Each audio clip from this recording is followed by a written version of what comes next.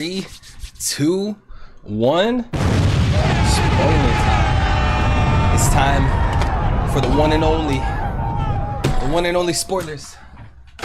The one and only 11-13. Yes, sir. Yes, ma'am. 11-13. Who is ready? Dubs in chat for 11-13, baby. Let's go. Let's go. We got some peak on the way. We got some peak.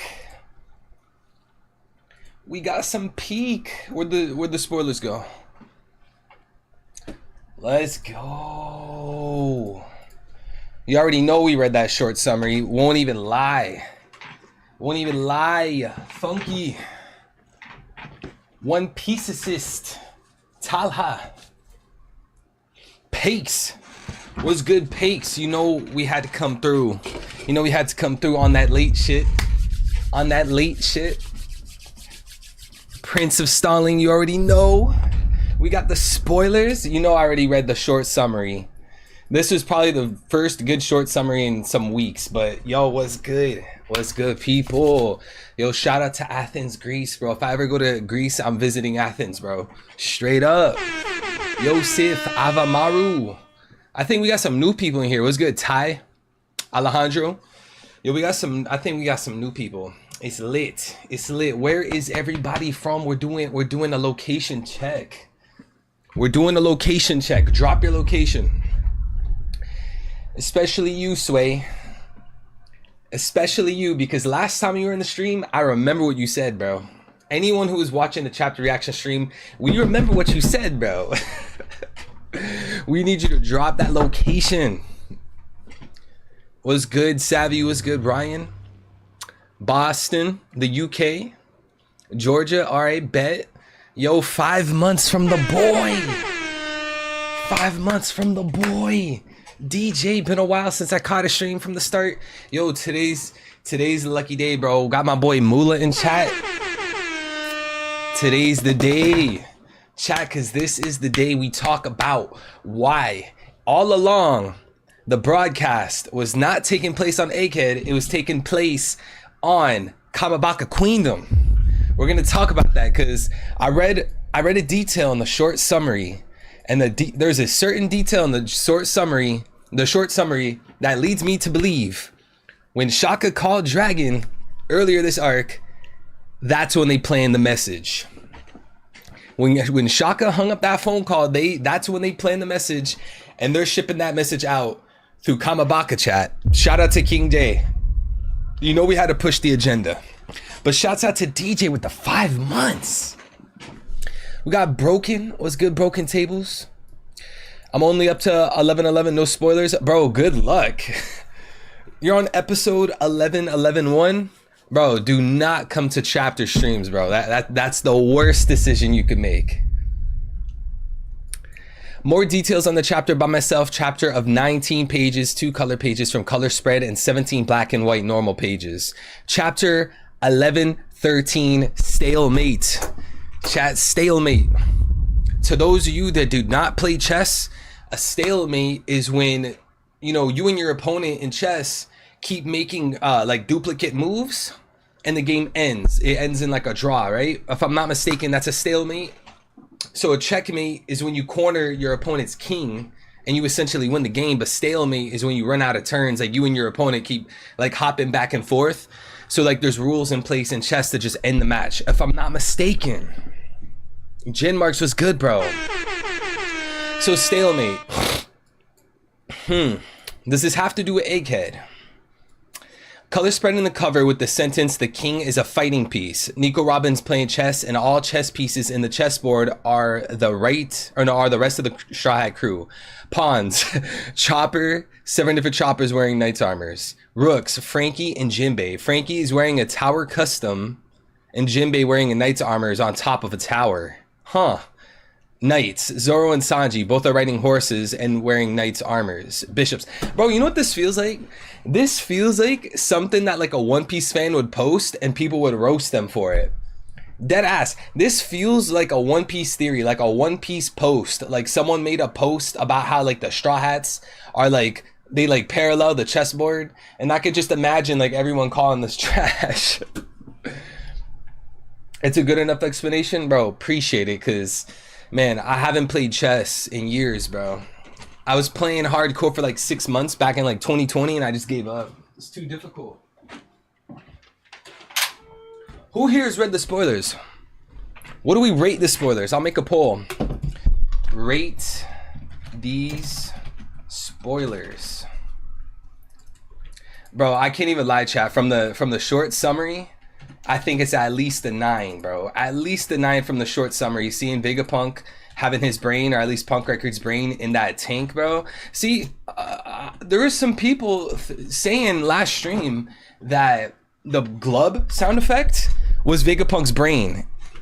People were saying that. I thought it was, chat, y'all, you guys know, I thought it was York, bro. I thought the glub sound effect was a stomach growl, because I went on, you guys saw, I went on Google, right? I typed in the sound effect, and in manga, it could be used as a stomach growl. So I figured, okay, well, York was the last person with Mars, literally in 11-12, that very chapter. Now you mean to tell me that there's a stomach growl sound effect, bro? I thought it was York, but I guess not. Chad, I actually went back earlier in the arc, and there's actually several moments where they talk about Vegapunk's brain and like the Punk Records brain. Like if you guys remember the chapter where Saturn talks about the 3 things he needs to protect: York's life, Punk Records brain, and then the weapon factory, like the energy factory. They actually reference the brain like several times throughout the arc. So now that like we come back and like we read this we read these spoilers, it all makes sense. Or even read last chapter, it all makes sense. I went through and I saw it earlier. The spoilers are like an 8, 10 out of 10 Sanji. I haven't even read the long summary. Does Sanji do some shit in this chapter? Because I don't remember seeing anything about him in the short summary. Well, the king with gear 5 is going to move as he wishes. Oh, that's true. That's true. Okay, so Bishops, Brook, and Usopp. Brook is a magician and Usopp is an archer. Okay. Queen, Nami. She's sitting in a throne with a crown on her head. Bro, Nami's mom is Emu. Bro, Nami's mom is Nerona Emu. Mula, how long have you been saying that, bro? It's Rayleigh. It's the same sound as the bubbles from the Rayleigh's at Egghead right now, Lubu. Yo, Rayleigh's on top of fucking Punk Records. He's about to throw hands with Mars, bro. I've been saying it for a while. Yo, I never, bro. You know, I preach the Rocks D Nami agenda, not the Nerona Nami agenda, bro. There's a difference. There's a line in the sand. King, Luffy gear 5. Robin is grabbing Luffy to move him in the chessboard. Bro, facts. Robin has been moving Luffy because Luffy, you guys know, chat, Luffy doesn't care about history and flashbacks and like what people went through. Bro, Luffy will literally sleep through a backstory to Wano. Luffy just wants to throw hands on whoever's like fucking his friends up. So really it's up to Robin to help coordinate this man Luffy to get the road poneglyphs. Maybe even Robin's gonna have to sit here and convince Luffy to go fight the world government. Because as of now, it's just Luffy having like this tumultuous relationship with who? Blackbeard and Akainu? Though read the spoilers, something will kill that theory. Wait, what theory? The Nami theory? Chapter starts where the last one ended. What Mars saw at the end of the chapter was a giant tank with Vegapunk's massive head inside. Vegapunk's head still has hair, lol. Yo, so essentially, chat, this man Vegapunk removed a piece of his head, like removed a piece of his brain, and he's using, technically it's because of the devil fruit that allows him to do that. Vegapunk is basically using devil fruit, what do you even call it, technology, to create the internet. Because if you guys look back to when Vegapunk was originally talking about Punk Records, right? You guys remember when he was originally talking about Punk Records?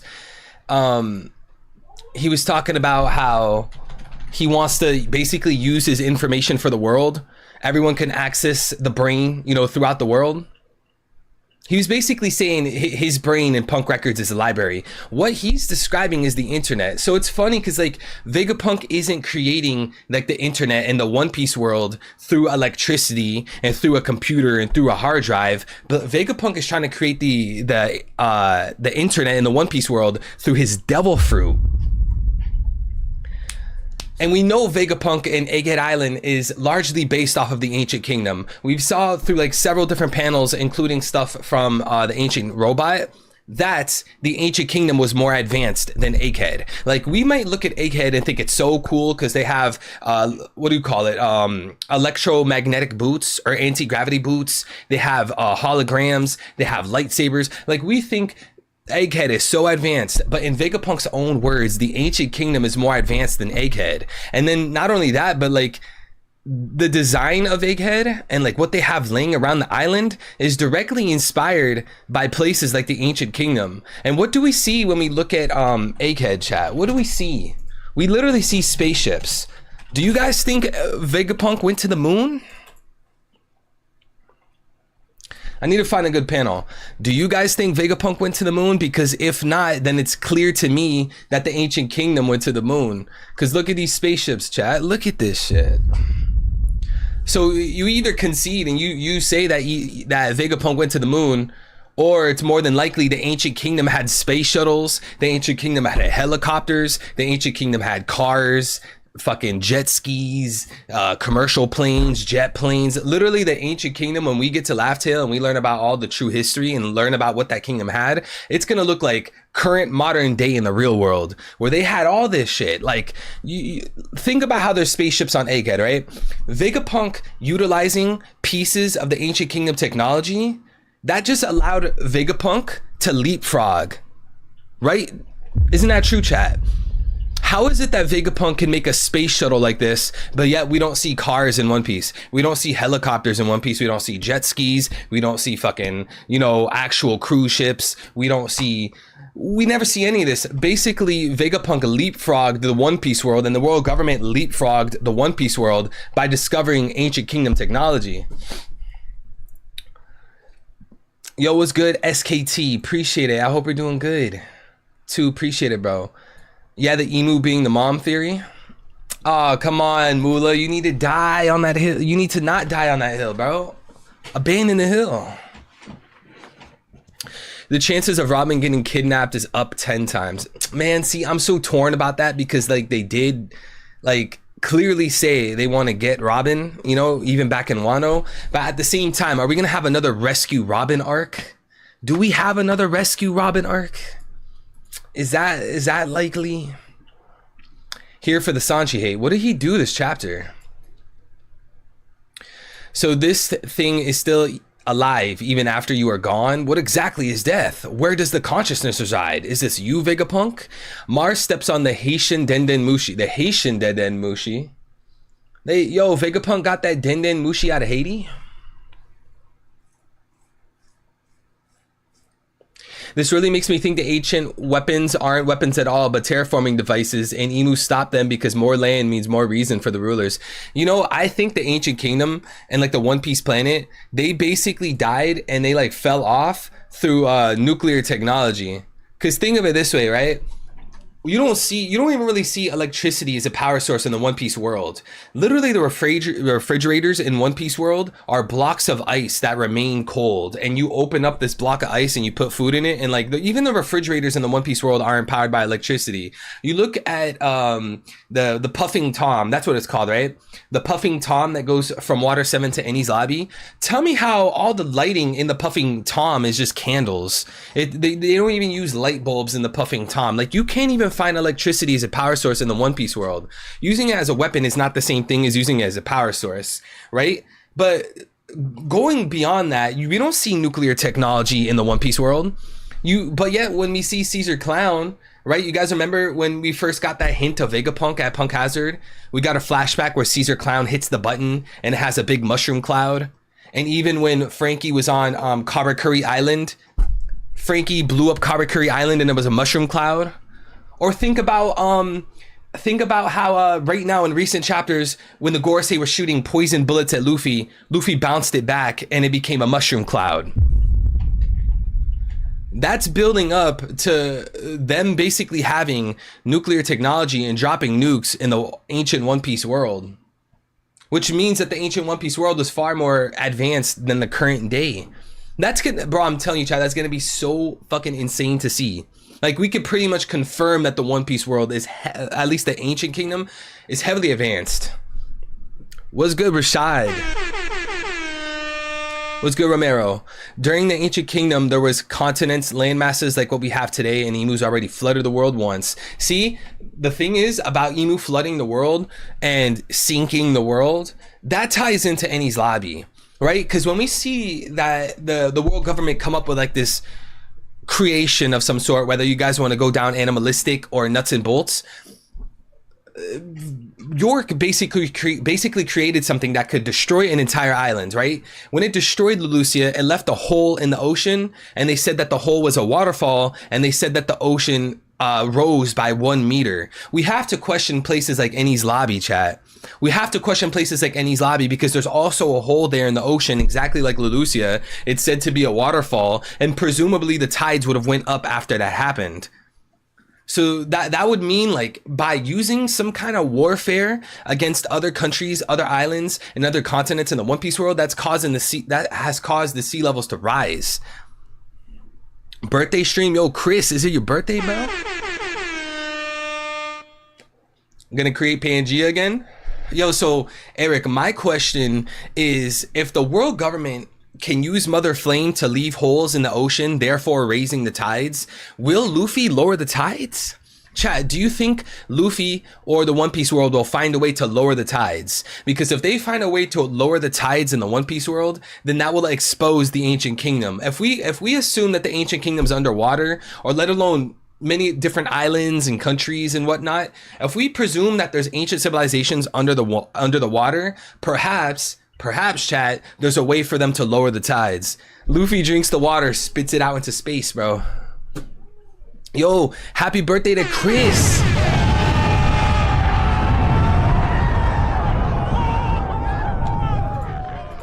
Happy birthday to the bro Chris. Mars stepped on the Haitian Denden Mushi, but the shell is fake, and Mars discovers that inside there's a normal Denden Mushi. Mars starts to panic because he doesn't know where Vegapunk hid the real one. So we're cashing in. We're cashing in. What did we say? Mula, what did we say in the chapter reaction stream?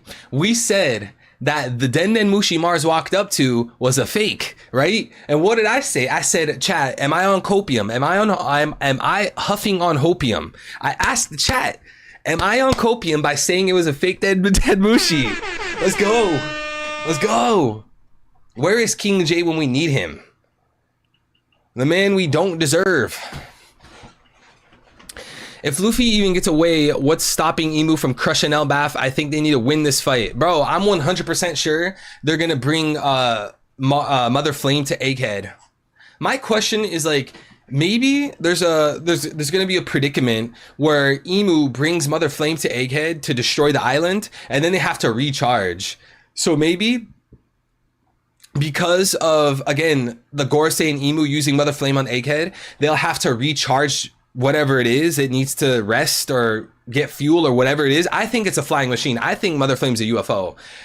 They're going to have to recharge, so then they won't be able to use it on Elbaf. But to me, it seems very, very, very abundantly clear that they're about to use Mother Flame on Egghead. Like, I would bet any amount of money on that. Any amount of money they're going to use Mother Flame on Egghead.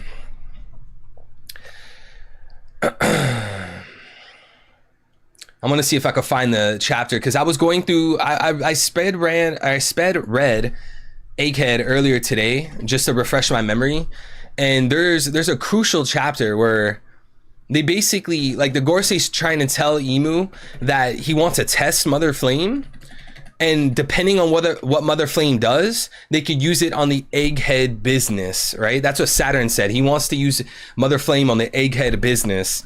So now that the world government and the Gorosei know that Mother Flame can eradicate an entire island, they're going to want to do that to Egghead, because Egghead withholds Void Century knowledge, chat. I want to see if I could find the chapter. Does anyone know the chapter where the Gorosei are talking to Emu? What chapter was that? The Gorsei were talking to Emu and Marijua. It was before Saturn left. And then, fuck, I don't remember what chapter it was. What are the chances Kuma can deflect or negate a Mother Flame blast? Wow.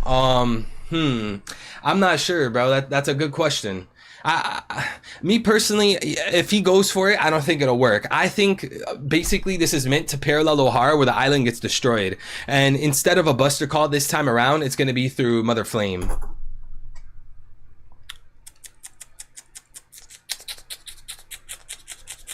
All right, let me see. Oh, it said something about Laboon. Now we see people, or we see how people all over the world are waiting to Vegapunk's message. In Syrup Village, we see Kaya, Mary, Ninjin, Piman, Tamenji discussing about Vegapunk and his impact on the medical world. In the Twin Cape Lighthouse, Crocus is listening to Vegapunk's message with Laboon. Laboon, baby. In Baltimore, the old man mentions that Frankie has become a ship now. We see reactions too in Torino Kingdom. Torino Kingdom was the island that Chopper was at during his time skip, chat. You guys remember the island Chopper landed at? It had like primitive people. They had a gigantic tree. There was a whole bunch of birds. I think that island is meant to parallel Elbaf. And all the birds of Torino Kingdom are going to parallel a gigantic bird of Elbaf known as Uranus. 1087? Yo, what's good, Mac? What's good, Utah? 1087? Hold on, let me check 1087 real quick. You might be right, 1087. Because like when you go back and you reread like the last few pages, to me it's like very clear that they want to use Mother Flame on Egghead. It's not 1087. Maybe it's 1088. Yo, Chloe, what do you rate the spoilers? Is it 1086? It's not 1087 or 88. It's 1086. Shout out to everyone who liked the stream. Hold on, I want to bring this up real quick. Chapter 1086. Let's go through. Let's go with the analysis. Okay, it's right here, chat. Let's go. Let's go. Okay, so as you guys can see on Viz, we see Saturn right here. Saturn says, but I'd really like to be finished with this egghead business. And then they say, what is it, Great Emu? Emu says, I wish to use Vegapunk's creation, the Mother Flame. Then they said, indeed, we will not know if it is real until it's tested. So basically, the world government created a machine, Chad. They created a machine and they don't know if it's gonna work properly or if it's real until they use the machine, right? Perhaps the result of such a test might influence our handling of the egghead matter. So it seems to me that they're saying, depending on how strong Mother Flame is, they could use it on egghead. And what's most important, chat, is Saturn in this panel isn't even at egghead yet. So it seems like to me, since Lucia was a success and they erased Lucia and there's a gaping hole there, they're gonna want to use it on the egghead. Right? You even have these panels right here where it says that we shall take the necessary steps to make it so. There are signs of rebellion in Lucia's place. It may serve as an example to others. And if we use its power freely, then we could bring this ancient battle to its conclusion. This ancient battle, chat, is now taking place on Egghead. Why? Because Vegapunk snuck behind the world government's back to research the Void Century through the books of Ohara. And now that knowledge is being stored at Egghead, chat. So it seems like to me, the probability of them using Mother Flame on Egghead is very, very high, but I don't think they're going to be able to turn around and use it on Elbaf too. I think there has to be some kind of break. There's going to be some kind of like reason why they're not just going to go to every single fucking island Luffy goes to and zap it with Mother Flame. There's going to be something that prevents them from doing it on Elbaf, but they'll be able to do it on Egghead. And I can see a scenario, chat, where like everyone's on the ship, they're all turning around, maybe they hear rumbling, they turn around, they're all on the ship, they're looking at Egghead and there's this fucking Lucia is just Mother Flame's just blasting it, maybe even a mushroom cloud. I could see a scenario where they all just have to witness from a distance this island being destroyed. Hachinosu, we only see reactions from random pirates, no one from Blackbeard's crew and other islands. Time is up and Vegapunk starts speaking. Mars communicates with other Gorosei. Mars, I have no idea what Vegapunk is about to say, but it's highly possible that he intends to get revenge for Clover and Ohara. Can we just get a W Vegapunk? A Vegapunk? Going down as one of the most legendary characters in this entire fucking story.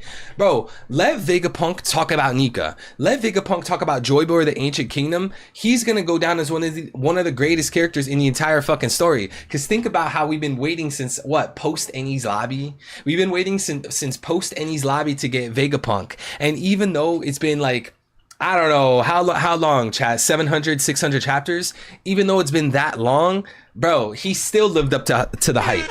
Vegapunk, to me, lived up to the hype, bro. Straight up. And he is a real one. Holding it down for Clover, bro. The original One Piece theorist. He did it before anybody. The first One Piece theorist of all time, bro. The Michael Jordan of One Piece theorist is Professor Clover, bro. Professor Clover. They need Egghead to get more fuel, aka Mother Flames. That's why York is needed. Bro, I think Emu is just gonna say to hell with that. Emu's gonna be like, yo, fuck all that, bro. As much as I want to capture the Nika fruit, as much as I want to save the factories, bro, we need to get rid of that island. Why? Because of Void Century knowledge. That is single-handedly the greatest threat to the world government. More than any ancient weapon, more than any devil fruit, the idea of people knowing about what happened 900 years ago, knowing what happened during this 100-year war, knowing about Nika and Joy Boy, that is the greatest threat. And we know this to be true because of arcs like Enies Lobby, right? Through arcs like Enies Lobby, through flashbacks like Ohara, it's very, very, very abundantly clear that they're willing to sacrifice anything if that means protecting the sacred knowledge, chat. So, you know, Emu might be like, yo, fuck it. Mother Flame, Leloucia, we'll just make another factory. They're gonna be like, yo, we'll just make another factory. Didn't York have the blueprints? York knows how to make it. As long as we protect York and keep York alive, she could go and make a new factory for us, bro.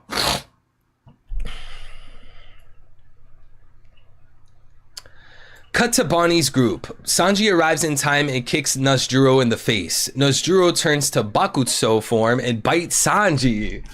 Oh shit. Yo, does this mean Mars is gonna fight Zoro?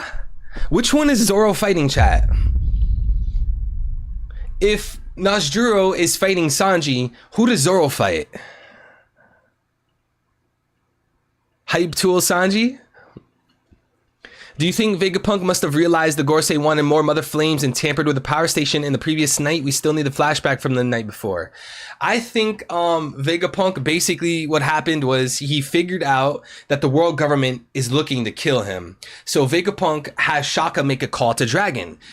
Shaka gets on the phone, says, hey, Dragon, I'm going to be killed. We need to do something about this. Let me create a message. I need to create a dead man switch. When I die, bro, we're going to broadcast this message to the entire world because they're coming to kill me. They figured out I was learning about the Void Century. They're going to nuke this island. So Vegapunk probably had little to no time. He barely managed to get this message ready. Then as soon as Vegapunk finishes the message, he gets wrapped up in Luffy. He gets wrapped up in the Gear 5 shit. He gets wrapped up in Kizaru. I don't think Vegapunk had that much time to go out and tinker with the factory, tinker with this. Like, I think Vegapunk's been caught up this whole time, bro. Back to Vegapunk's message. Vegapunk explains that he has committed 2 great sins, but he doesn't say what those are or what are those sins in this chapter, meaning he will end up captured or killed. For that reason, he set this broadcast to start when his heart stops beating. This man made a dead man switch. They made a dead man switch.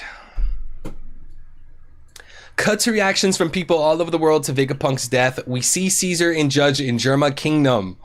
Caesar is crying, saying he worked so hard to bring Vegapunk down. Yo, fuck Caesar, bro. What's good, Mo? Yo, hashtag fuck Caesar, bro. Near Sabaody, we can see Duval in his base. He's confused about why Vegapunk is dead when the morning news said he was the Straw Hats hostage. In World Economy Newspapers headquarters, we can see Morgans. He is very angry. Morgans, this kind of broadcast will be the end of newspaper business. While we see all these characters, Vegapunk's message continues. Vegapunk, whoever ends up killing me, I don't blame them as being evil. I will not label anyone as good or evil since I don't understand him enough to do so. Is he calling out Emu? Bro, he's calling out Emu. He's calling out Emu, bro. I will not label anyone good or evil since I don't... Bro, it's Emu. It's Emu. It's Emu, bro. Yo, come on. If this man Vegapunk learned about the history of the world, if this man Vegapunk learned about Nika, Joy Boy, the books at Ohara, yo, this man Vegapunk knows about Emu. And I think Shanks knows about Emu. I think Shanks knows about Emu because of his blood. Emu's a male confirmed. Yo, there's only one thing I can say about Emu being gender. No more mommy Emu theories. Yo, this one right here, this picture, and no wait, not this one. Where's the Sandman tweet? This one right here. This one right here. This right here settles for me that Emu's a man. But why is he crawling up so high? A drop from that height gotta give them a little time. Wait, what do you mean? What do you mean by that? Katanami's group. Saturn reaches the cloud where they are. Robin hears Saturn's voice and becomes frozen in shock because she recognizes the voice that she heard at Ohara. We can see a flashback of that moment. Damn. Yo, this chapter, or this arc is like pure hell for Bonnie and Robin.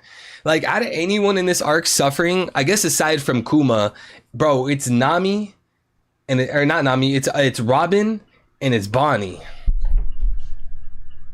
Nico Robin, the woman that Akainu failed to wipe out. Everyone protect Robin. Brooke cuts off one of Saturn. Brooke?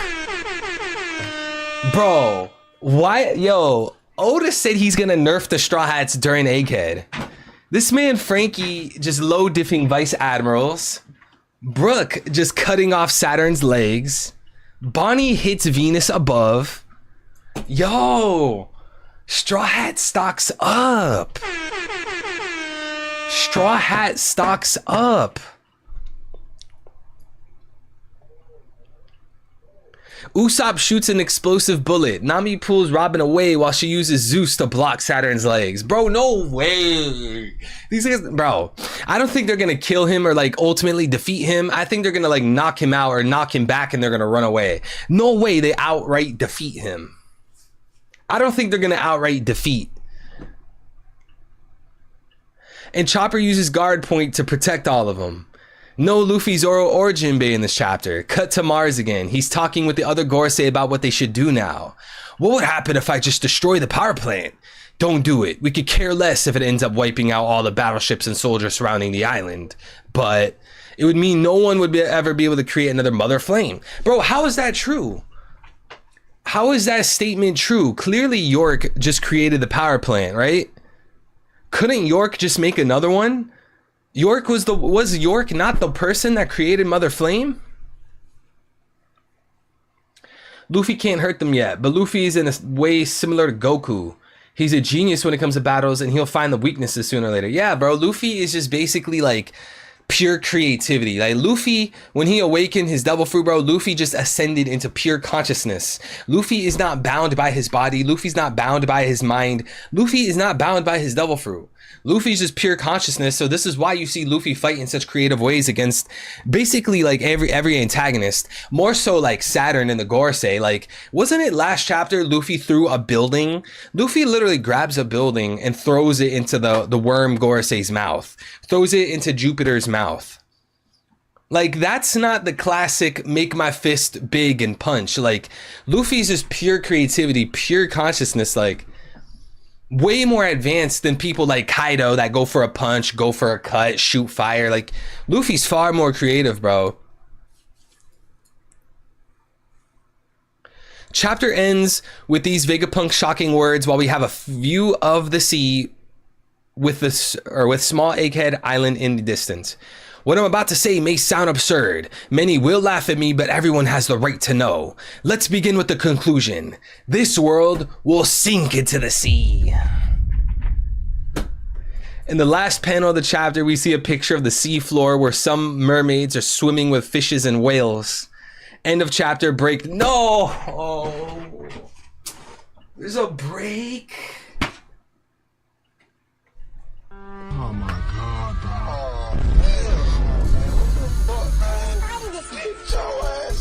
bro. I was so sure we were gonna get a third chapter in a row. I thought it was gonna be 11, 12, 13, and 14. Bro, when was the last time we got 3 chapters, man? Can we get a poll for whether Imu's gonna destroy the Gorosei and do things himself moving forward since he has been called out, or if he will keep the Gorosei alive?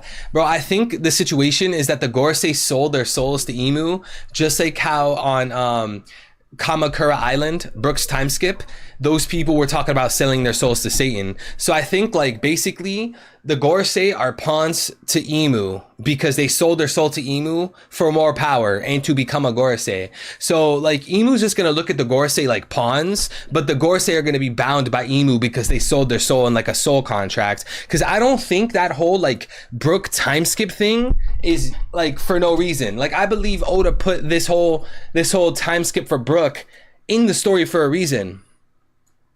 We really did summon one with black magic. It looks so fearsome. It's clearly not of this world. They said the same thing about the Gorosei. The Gorosei are not of this world. They're not natural creatures. Revenge on the long-armed tribe that stole everything from us. Demon King Lord Satan. If you fulfill our wish, all of us are prepared to offer you our souls. And then chat, just look at Big Mom, right? Doing the soul contracts. It seems very likely to me that the Gorosei sold their souls in like soul contracts, similar to what Big Mom did, you know, to her enemies and stuff like that. I think the Gorosei basically sold their souls to become strong and to have a position as Gorosei. Peak Peace We Eatin' though. There might be a chapter, it's not an Oda break. Nah, bro, it says there's a break next week. Japanese Golden Week. Yo, what's good? Pez, what's good, Amuni? The Iron Giant's gonna pop off and do something to show Luffy how to hurt these Gorosei. He's from the void. He got the OG hockey. The OG hockey. Yeah, I definitely think the Ancient Robot is gonna stand up. I think the Ancient Robot is gonna stand up and he's gonna hold back the Gorosei so that the Straw Hats and company can get on the ship and go to Elbaf. I think basically it's gonna be like a kamikaze situation, bro. That Ancient Robot is gonna see Luffy, aka Nika, aka Joy Boy, and that robot's gonna be like, "Oh, Joy Boy, you've returned. Allow me to repay my debts." And then the Ancient Robot will fight the Gorosei. Luffy will run away, get on the ship. They'll all go to Elbaf, and then fucking Mother Flame's gonna pull up and eradicate the whole island. The robot is a sacrifice piece. Yo, at least this robot will be more useful than Zunisha at Wano.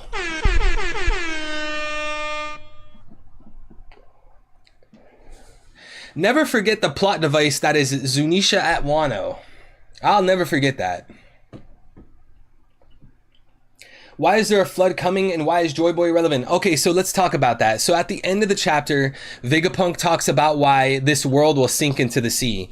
We know that when the Gorosei and Imu used Mother Flame on Leloucia, it left a gaping hole in the ocean to the point where Leloucia once stood, there's now a waterfall. There's a huge cascading waterfall where Leloucia used to exist. And when that happened, when they destroyed Leloucia, the world's oceans and the world's tides went up by 1 meter, okay? We know at the beginning of this arc, Vegapunk, aka Shaka, called Dragon to say, "Hey, I'm going to die soon." It seems to me that Vegapunk knew the Gorosei were going to kill him. Why? Because he went behind their back to Elbaf to research about the Void Century. But then this simultaneously ties into Egghead Island, because Egghead Island is now hosting Void Century knowledge, the most taboo secret in the One Piece world. So it seems to me that Vegapunk knew not only he was gonna die, but Egghead Island was gonna get destroyed. And if Egghead Island gets destroyed like Leloucia, then there's gonna be a hole where Egghead is, and the tides will go up by another 1 meter. What's good, Ben? What's good, Link? I think that the Iron Giant will melt down and explode, destroying the Egghead. That'd be pretty wild. But why did the level raise instead of fall? Yeah, you know, I'm not entirely sure. It seems to me like Oda's basically telling us like, hey, when Mother Flame is used and there's a hole in the ocean, the tides are going to go up. Oda doesn't really want to explain the science behind that yet, but it seems to me like that's the case, right? We might not know why, but it seems to me like that's the case. How many islands for water to reach the top of the red line? See, that's the interesting thing. I was talking to someone about that earlier. If the world government keeps nuking islands, eventually the water and the tide is going to reach the red line, right? But isn't it funny that the world government and the Gorosei live above the red line? Isn't it kind of ironic that they live above the red line? Like, they would never be harmed by something like this. They could never care about the tides going up and the ocean going up, right? Because they live on top of a huge mountain. So here's the interesting thing. Before Leloucia and before Enies Lobby, the ocean tides must have been a lot lower to where they are now, right? The tides must have been a lot lower before Leloucia and before Enies Lobby. So they probably knew it all along, bro. They knew it all along. They had a technology back in the Void Century that could leave a hole in the ocean, right? And cause the tides go up, or cause the tides to go up. So that would influence people like Emu and the Gorosei to what? To go live on the red line, because they would never have to worry about that issue.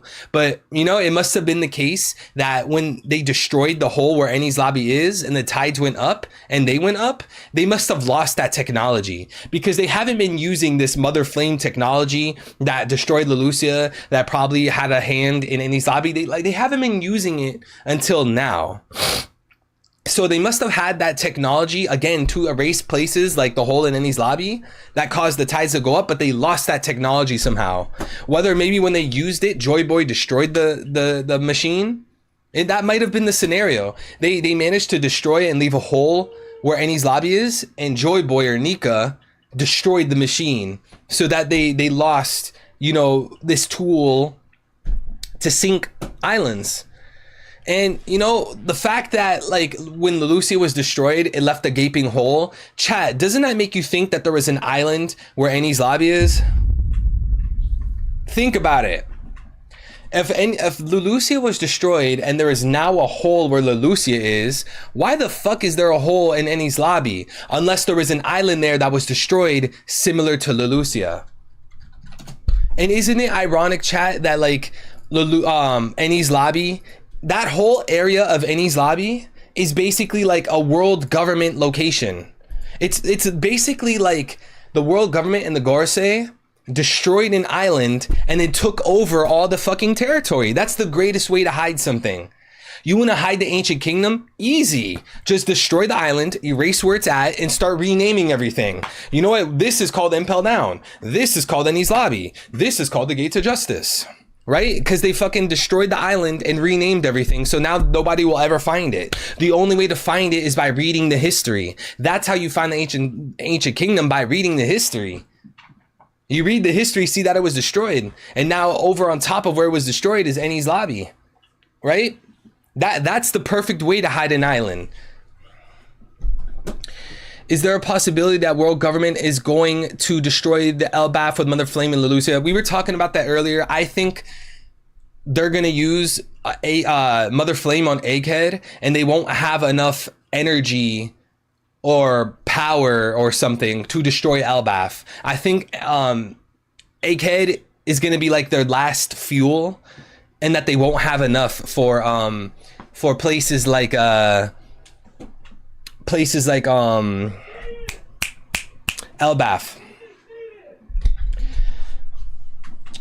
There's some kind of tipping point, and Vegapunk said, yo, what's good, Kai? Vegapunk saying he doesn't understand him almost confirms Emu. You know, I was reading through that earlier, and I too said that it was possibly Emu he was referring to, but I think Vegapunk said it in he said it in like a broad kind of way. Because Vegapunk says, where is it? Let's see. He's talking about good and evil. Where is it? I think Vegapunk was talking in general. I don't think he was talking about Emu. Where is it?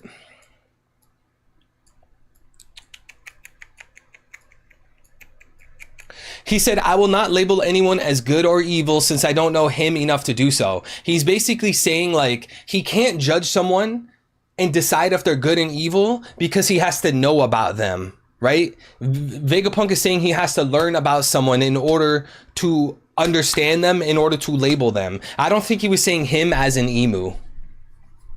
I do think Emu's 100. I 100% believe Emu's a man, but I don't think this is the argument for it.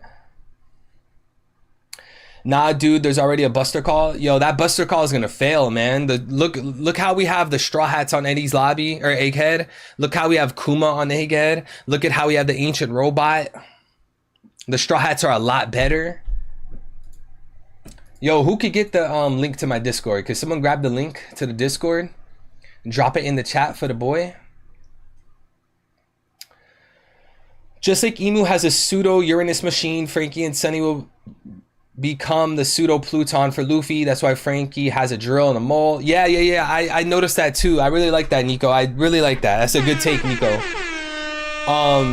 Yeah, I think basically Mother Flame is like a pseudo Uranus, right? Where like Mother Flame is a machine. Like I don't think Mother Flame is a legit monster, like a legit like creature. Like it seems to me Mother Flame is a machine. Look at everything on Egghead Island. Everything on Egghead Island is nuts and bolts, right? Vegapunk is hands-on. He does technology, right? Vegapunk is the kind of guy to make a flying fucking machine because we know that there's anti-gravity boots. Literally on Egghead Island, there's anti-gravity boots. They have holograms. They have laser technology. They have a fucking a barrier beam. It seems like to me that Mother Flame is gonna be an actual machine, bro. And Oda's gonna go down the route of UFOs. Watch, Mother Flame is gonna look like a flying fucking saucer, man. Yo, we got JJ and Corey. What's good, Motu? Appreciate you, Corey. I hope you're doing good, bro. No spoilers here, but had to show my brother love. Yo, the boy JJ. The boy JJ. The boy JJ. By him, he obviously means Gangster Gastino. Do you believe Emu's a kid? I don't know, man. That's tricky because I do believe that Emu had the Eternal Youth operation done on him, but does that mean that Emu was a kid when it was done on him? Like Emu could have been like 22 years old or some shit and someone used the surgery on him, so then he would be locked at like 22 years old. You know, it's hard for me to say how old Emu is, and even if Emu had the appearance of a child, I don't really know how much that would matter because at the end of the day, Emu supposedly has been living for the past millennia, right? A whole 1,000 years Emu has been alive. But then on top of that, you have the idea that like he's able to power up the Gorosei and manufacture this whole world before him. And then adding to that, you have the fact that Emu's able to shapeshift. You guys remember when Emu was sitting on the throne and then he shapeshifted and he started crawling down the throne? You guys remember that? Emu was crawling down the throne. He was a giant. So at that point in time where he's a giant crawling down the empty throne, to me, it doesn't even matter if he's a kid anymore. If Vegapunk doesn't know enough about Emu with the knowledge at Ohara and Elbaf, how do you think we're going to learn about Emu? Just a simple backstory from Emu's perspective and flashbang from. Okay, Christopher, thank you for asking that question, chat. Shout out to Christopher because we're going to go down a rabbit hole, chat. We're going to go down a rabbit hole. I think I've made my decision when it comes to the ancient weapons, chat. I think I made my decision when it comes to the ancient weapons and what's going to happen in One Piece. All right, So let's start here, right? Let's start here. We know since Little Garden that the Straw Hats, obviously including Luffy, that the Straw Hats were eventually going to go to Elbaf, right? We come to Egghead and we get several reminders about Elbaf, whether it's about Vegapunk sneaking behind the government's back to go to Elbaf, whether it's Luffy and Usopp dancing about going to Elbaf, whether it's the giants from Elbaf coming. Bro, I think basically everyone can agree that the Straw Hats are going to go to Elbaf. Okay, so let's lock that in. The Straw Hats go to Elbaf. What is one other thing we know about Elbaf, chat? We know that Elbaf seems to be under Shanks' jurisdiction. Shanks is there at Elbaf. He's homies with all the giants. Everyone praises Shanks. It seems to me that Shanks would call Elbaf a home, some kind of vacation spot. Like, Shanks clearly has a connection to Elbaf. One other thing we know about Shanks is he's chasing someone named Blackbeard, right? We know the only reason he was going towards Wano was because he was chasing Blackbeard, okay? So where's Blackbeard now? Probably Winter Island, probably Hachinosu. But we can expect someone like Caribou to go to Blackbeard. Why else would Oda write in Caribou in the story to hear about all the ancient weapons? Why else would Oda write in the story to have Caribou go up to Katarina Devon and Van Augur and beg to talk to Blackbeard about the ancient weapons? Chat, the reason why Oda did that is because Caribou is going to tell Blackbeard about Pluton. I think that's the reason why. Wano is going to be the closest ancient weapon to Blackbeard. Fishman Island is going to be further from Blackbeard than Wano will be. So, chat, my prediction is that Blackbeard is going to go to Wano. He's going to take Pluton. Then Blackbeard is going to hear about how Luffy is on Elbaf, okay? Blackbeard is going to go from Wano with Pluton to Elbaf. Shanks is going to finally intercept Blackbeard. Shanks is going to, because we know he's been chasing Blackbeard, right? Shanks is going to hear about how Blackbeard just went to Elbaf and he stole Pluton, and Shanks is going to go to Elbaf. And what we're going to watch as the Ragnarok, what we're going to watch as the greatest war in One Piece, one of the greatest wars, is Luffy and Shanks versus Blackbeard and Pluton. That's the prediction. Luffy and Shanks versus Blackbeard and Pluton. And it's going to be through this fight that Luffy reunites with Shanks and Shanks dies. That is the perfect way to end off Shanks' entire story. Having him die to the hands of someone like Blackbeard. Not only that, but he would be alongside Luffy, right? So the reason that I'm going through this whole explanation, Christopher, is because you asked about Luffy having an ill will towards Imu. I believe it's because of Shanks. I believe Shanks is essentially going to tell Luffy about Imu's existence. Shanks is going to tell Luffy about Imu's existence because where else is Luffy going to hear about Imu? Luffy doesn't care about history. We know this from Wano. The moment the Straw Hats pull up to Laugh Tale and Robin starts reading the poneglyph, Luffy's going to fall asleep. Luffy's not going to sit there listening to a whole story about fucking how 900 years ago there was this great battle and there was this legendary man known as Joy Boy. Bro, Luffy does not care about any of that. I think the most probable solution to Luffy having an ill will towards Imu is because of Shanks. I think Shanks is gonna, in Shanks' deathbed, Shanks is going to tell Luffy there's a man running the world, destroying the world, and he's hiding in the shadows. His name is Imu. And I think this is gonna be a little seed in Luffy, bro. This is gonna be a little seed in Luffy. He's gonna go to Laugh Tale. He's gonna be more aware. He's gonna hear about the Void Century, maybe at least a little bit. He's gonna be more inclined to listen to people like Robin to then go after Imu. Because, I mean, who else is he gonna listen to? At least if Shanks was on his deathbed, right? Because Luffy and Shanks fight Blackbeard, hypothetically. Luffy's gonna listen to him. Shanks is gonna be like, yo, Luffy, I knew you could do it, Luffy. I knew you were the one. I was protecting you. You have the Nika fruit. Please become the Pirate King and take out the leader of the shadows, the king of the world, Imu. And that's gonna fucking influence Luffy, bro. That's gonna influence Luffy. Who else is gonna tell this to Luffy? Luffy's not gonna say that.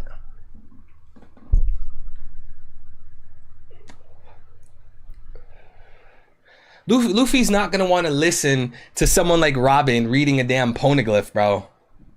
Luffy will literally fall asleep the moment Robin starts reading that poneglyph. And my proof to that is Wano.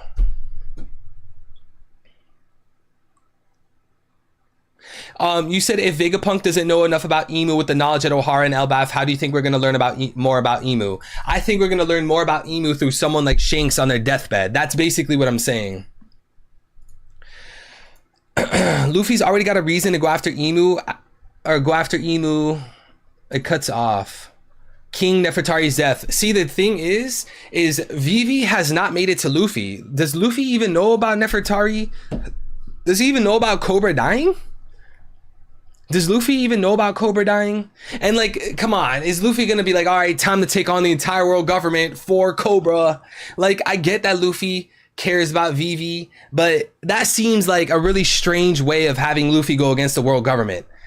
Just because of Cobra, you know? If anything, that'll be a leading factor. So maybe Shanks will give like Luffy a little hint of Emu. Maybe Robin will give Luffy a hint of Emu. Maybe Vivi will give a hint of Emu. But I just don't see a scenario where Robin is reading a poneglyph and Luffy's sitting there like, huh, wow, that's interesting. So what happened 20 years after that? Like Luffy's not gonna sit there and read a poneglyph. But I think the biggest reason is going to be because of Shanks. Like, this guy literally manipulates his world government blood. Like, Shanks to me seems like he's a good person. He's an ally manipulating the world government blood. And we need a character like that. We need characters in the One Piece story that have Celestial Dragon blood that are for the Alliance. And I think that character is Shanks, chat. Shanks is that character. He's that character with what do you call it? Figureland blood, and he's like, yo, fuck all of this, bro. I'm for Joy Boy. I'm for Roger. I'm for Luffy. He's gonna use his blood to his advantage. And they have to bend their knee and they have to serve Shanks because of his blood. Versus Doflamingo that said fuck this shit, you know, and did everything he did. Like, Shanks and Doflamingo are like very similar, except for how they reacted to their blood, how they manipulated their blood. Yo, what's good, Greg? The GOAT. Trust me, we go to Elbaf for the winter solstice, Shanks, then the last poneglyph before Laugh-Tale. Man, that's another thing about Blackbeard going. So I think Blackbeard is gonna go to Wano. He's gonna grab Pluton, and he's gonna go to Elbaf. And the reason he's going to go to Elbaf is because Blackbeard doesn't need to go to all these islands. What's the point of Blackbeard going to Wano for the poneglyph, finding the Fishman Island poneglyph, going for the Zou poneglyph? Bro, Blackbeard can just fight Law for his poneglyphs, or Blackbeard can just fight Luffy for his poneglyphs, right? There's no point in having Blackbeard go to all these damn islands. Why? What's the point? Just have Blackbeard fight Luffy and take the poneglyphs. So I think right now Caribou's gonna tell Blackbeard about the ancient weapons, and Blackbeard's gonna want to go to Pluton because that's gonna be the closest one. Fishman Island is further from Hachinosu and Winter Island than Wano is. We know Wano was right before Winter Island, and presumably Hachinosu was close to Winter Island. So I think Blackbeard is going to go to Wano, grab Pluton, and then go to Elbaf. And that's why Shanks and Luffy versus Blackbeard and Pluton. It'll be a 2v2, and Luffy's going to have to fight against an ancient weapon, bro. And like, that's the perfect way to kill off Shanks. Having Shanks reunite with Luffy, fight alongside Luffy, die to Blackbeard. That is the perfect death for Shanks. Do you think the world government has the last poneglyph? I don't think so, bro. See, the last poneglyph, man, that is such a tricky situation, bro.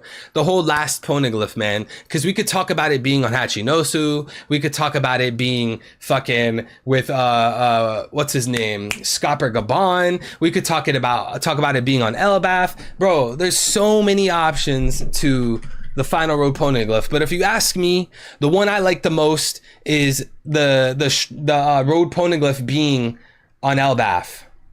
I think this is where I would put my money. I made this like 2 years ago, chat, because I noticed that the first road poneglyph was in the sky, similar to Zou. The second one was underwater, similar to Wano. Maybe it wasn't 2 years ago. It was however long ago the Wano chapter was where we got this poneglyph. Whenever that chapter came out, I made this picture. But I wholeheartedly believe that it's on Elbaf, but I wouldn't die on the hill for it, you know? Because to me, it makes sense that the final road poneglyph is on Elbaf, but I wouldn't like force people to agree. And like, there's a lot of reasons for that, chat, not only because of this, because you also have the man with the burn scar, right? Chat, Oda needs to gas up Loki. Oda needs to gas up Loki. Loki is the Prince of Elbaf. Why ever mention a Prince of Elbaf if he wasn't going to be significant to the Elbaf arc? I think the reason why is because this Prince of Elbaf owns a road poneglyph. That's why Oda's talking about the man with the burn scar. And Greg, correct me if I'm wrong, but was it not a winter solstice around the time that Big Mom caused that explosion? Big Mom caused a huge explosion on Elbaf. Was that the birth of Loki? Think about it. When Big Mom was taking over Elbaf and blowing everything up, there was a huge explosion. Was Loki caught in that explosion? Because that would explain why Loki is the man with the burn scar.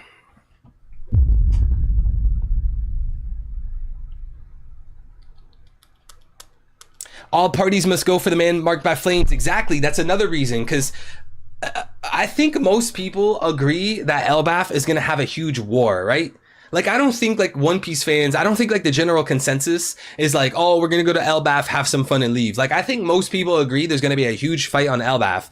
And now that we know guilds like Cross Guild, factions like Cross Guild, Luffy, Blackbeard, all these factions want to get the final road poneglyph. These factions want to get the One Piece. They're all going to have to collide, or they're at least most likely going to collide at the man with the burn scar, because the man with the burn scar is the one that's holding the final road poneglyph. And if the man with the burn scar is Loki, then that would mean that everyone's going to clash at Elbaf.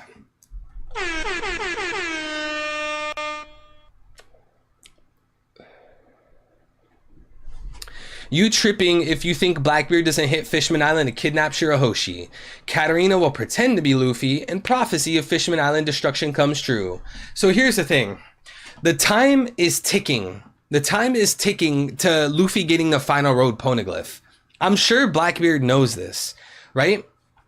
The time is ticking. Blackbeard doesn't have the time to go around, grab every single ancient weapon, go around, grab all the poneglyphs. Blackbeard is going to probably grab one thing and go fight Luffy for the poneglyphs, right?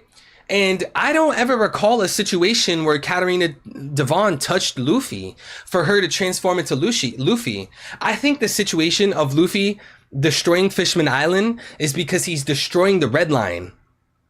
Oda purposefully put Fishman Island beneath Marijois. Oda did that on purpose.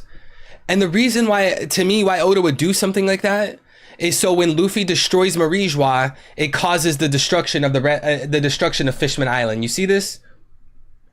That's the reason Oda had Fishman Island beneath Marijois, bro.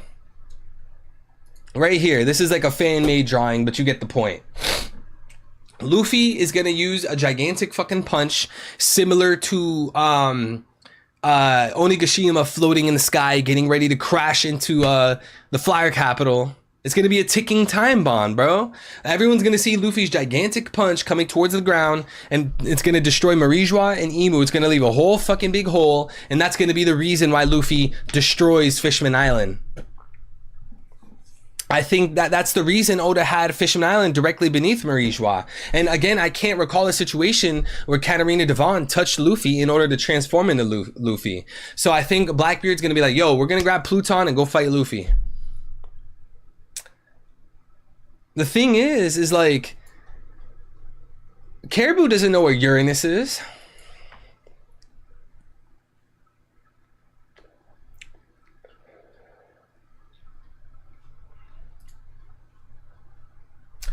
Do you think Vegapunk has observation hockey that could go significantly into the future like Madame Charlie? Wow, that's a good question. Yo, chat, do you guys think Vegapunk has observation hockey? Yes or no? Does Vegapunk have observation hockey? I wonder if Vegapunk said fuck hockey and he just relies on technology. Because I wouldn't be surprised if Vegapunk is like, yo, fuck hockey, I'm using technology. I wouldn't be surprised. Do you guys think Vegapunk has observation hockey? It was good, Nomad. No, if he had any, that'd be the one. Nah, nope, no, no. Yeah, we still don't know who gave Luffy the food. We still don't know.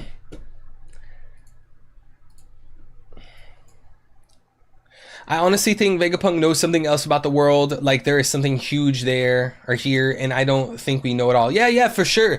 I think this message from Vegapunk is going to continue. There's a reason that Vegapunk requested a visual dial. Kai, think about that.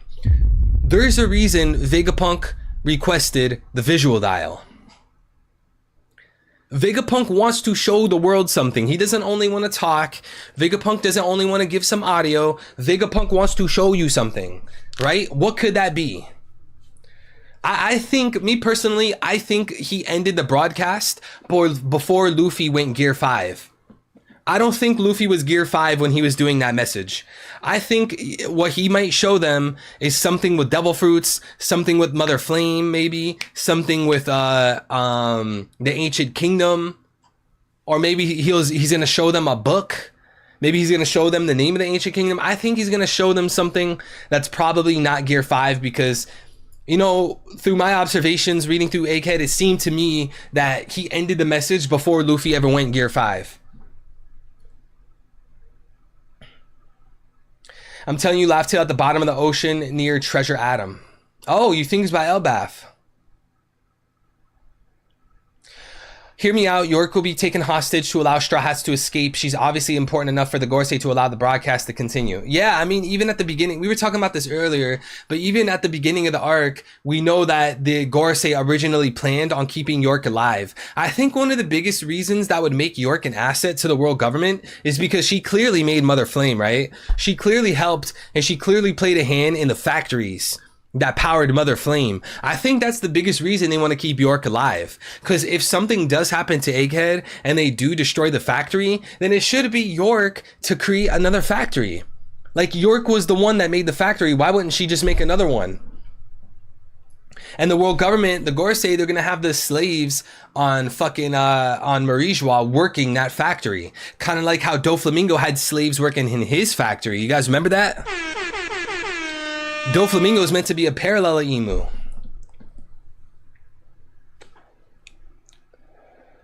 Oh, Evil, and what's the bet on adult Seraphim? It's obviously Dragon, or could it be someone like Rox? Wait, what do you mean by adult Seraphim? What are you talking about? I know earlier in the arc, I forgot who it was. Someone was hypothesizing, like one of the characters was hypothesizing if the Seraphims were adults. Like, I remember someone on Egghead said, like, yo, imagine when the Seraphims become adults. I don't remember which character that was, but there's a reason Oda would write that in the story, right? Because eventually, I think at some point, there's going to be an adult Seraphim. What about the Poneglyph in Impel? I'm pretty sure that Poneglyph in Impel Down is a gray Poneglyph. Meaning it's just a standard Poneglyph. It's not a blue, it's not a red, right? Wasn't it like a standard Poneglyph in Impel Down? It's just a gray one.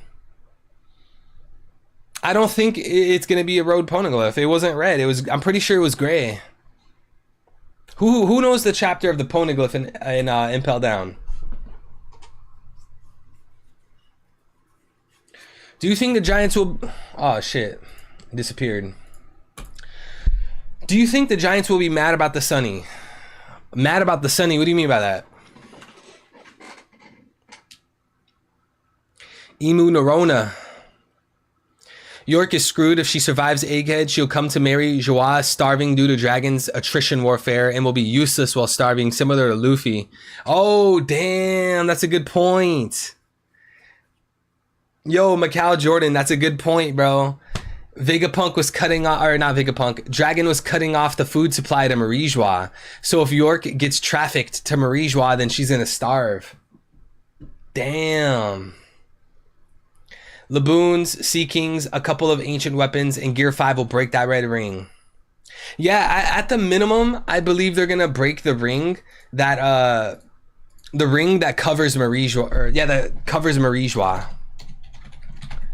The ring that covers Marijois and the ring that, well, I guess it doesn't cover Marijois, but the ring beneath Marijois and the ring that covers Fishman Island, basically. Like, they're gonna destroy this part of the red line. Like, I don't think it's the entire red line around the globe. And shout out to G with the 20. 20 gifted from G. G, the absolute legend, bro. Dubs. Thank you, G.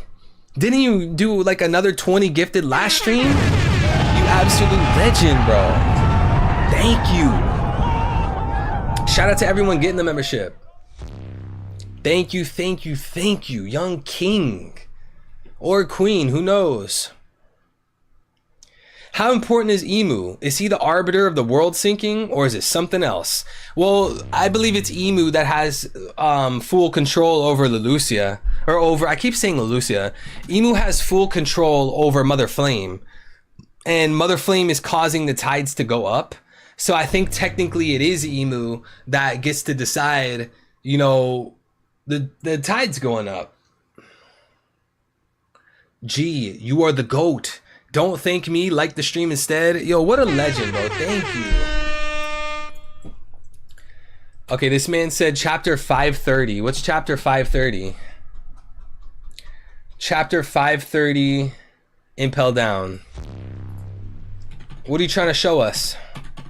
Oh, you're trying to show us the poneglyph. I'm pretty sure it was a regular poneglyph, bro. I don't think it was a red poneglyph. I forgot who it was that was asking about it.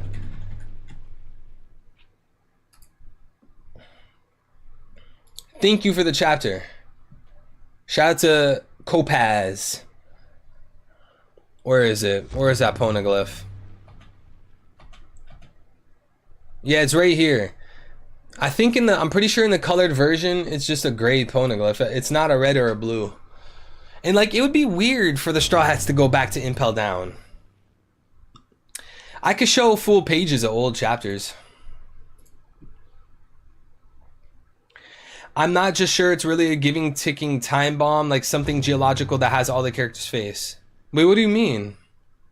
How important is Emu? Is he the arbiter of the world, or is it something else?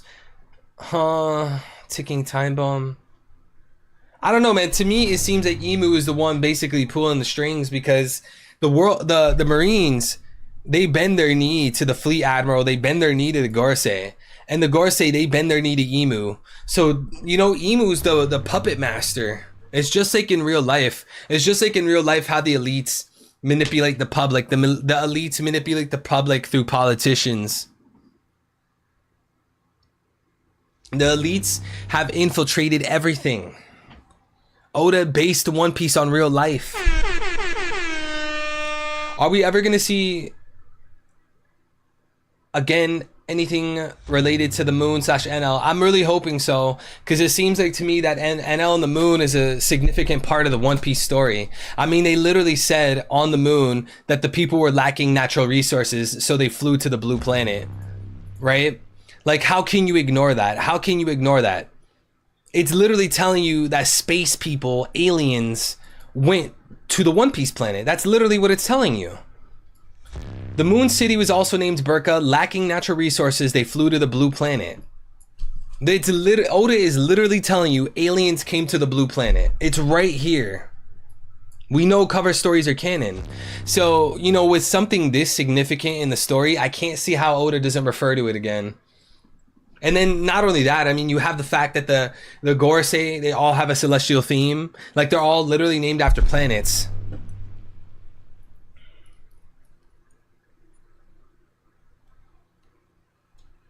If it's a historical poneglyph in Impel Down, how can Robin put together the real poneglyph without her reading that poneglyph in Impel Down? Because it seems to me, or it seems to be, I should say, that the real poneglyph is its own poneglyph. Like, I don't think the real poneglyph is literally like the collection of all poneglyphs. Because don't we know there's like hundreds of poneglyphs?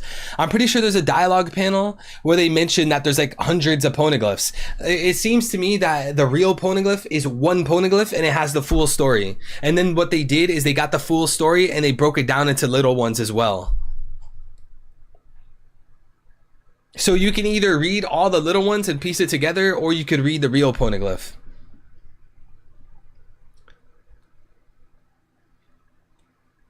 Emperor Hirohito convinced his people he was a living god so much people began kamikazing in his name. Bro, that's just insane, man.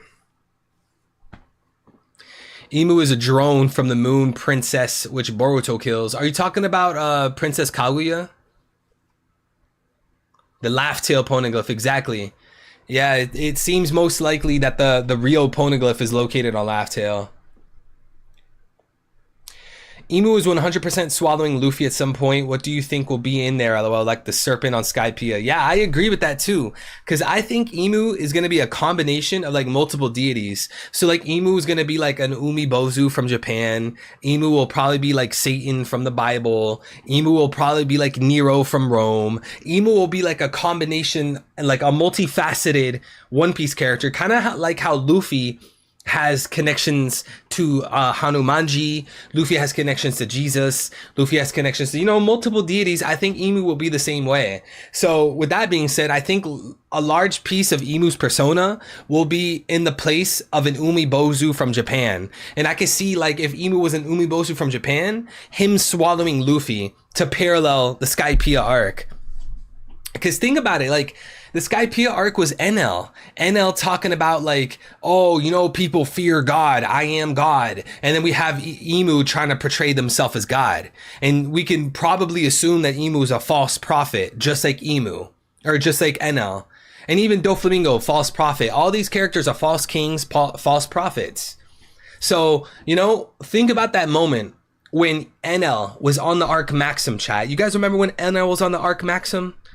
Enel specifically chose to have that Arc Maxim made with a lot of gold. And the reason that Enel had the Arc Maxim made out of gold, or a large part of it made out of gold, is because gold is a good conductor to electricity. So that's why when Enel used his Devil Fruit on the Arc Maxim, it powered the Arc Maxim, which was the only time in the story we saw electricity as a power source. Every other time we see electricity in One Piece, it's used as a weapon. They don't ever use it as a power source. Right? Like Judge's staff thing, his trident, whatever the fuck. It's literally like an electric weapon. It's not an electric power source.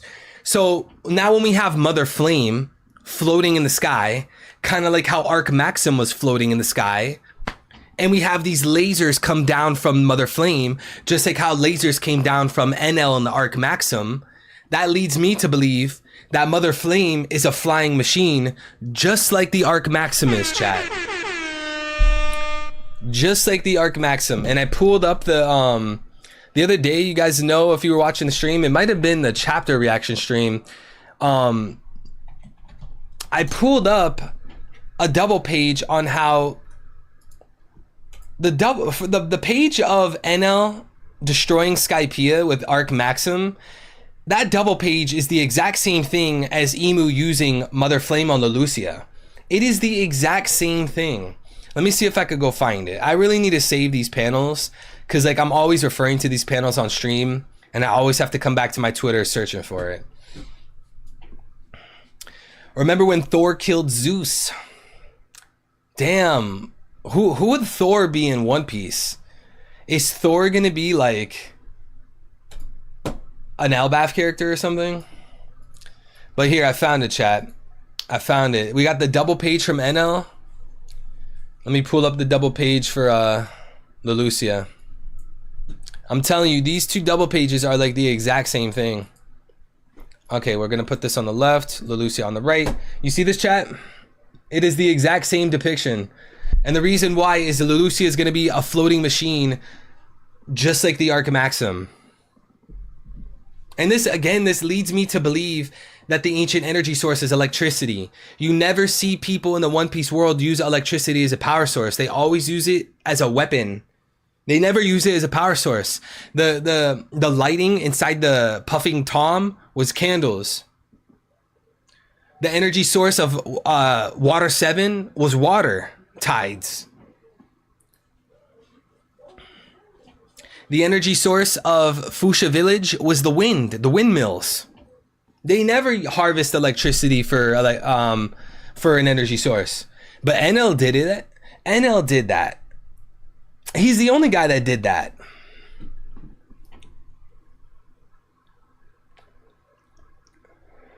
I like Thor Usopp, bro. I like Thor Usopp.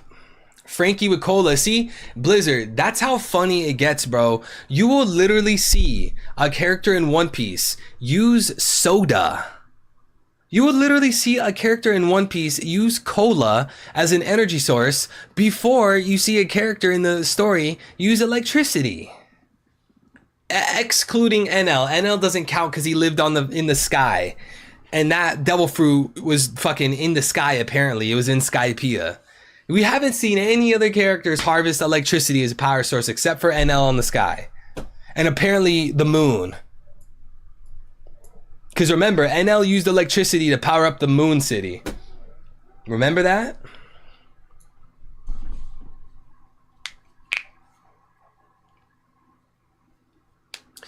And NL had the move L Thor connects to Viking mythology. Yeah, that is interesting. I like NL showing up for Egghead rather than Elbaf. But I think it might be too late. As much as I would like for NL to arrive at Lulusia, I think it's too late. Or I keep saying Lulusia. As much as I would like for NL to arrive at Egghead, I think it's too late. So I don't know, chat. What do you think? You think NL's gonna show up at Elbaf? I think Emu is inspired by the non-binary agent in Valorant Clove. What is that? Is that an anime? Valorant Clove? Or Valorant Clove? What is that? Who on Elbaf had the electric fruit and fled to Skypiea? They died and NL eventually got the fruit. Yeah, bro, that's interesting. But shit, can we know for sure that it came from Elbaf? Like, we know that there's roads that reach Skypiea. And a lot of people think that there's a road from the top of the Treasure Tree Atom that reaches Skypiea. But can we actually know for sure if that's how the fruit got to Skypiea? Because the fruit could have been on Skypiea for a long, long time. Who knows when it got up there?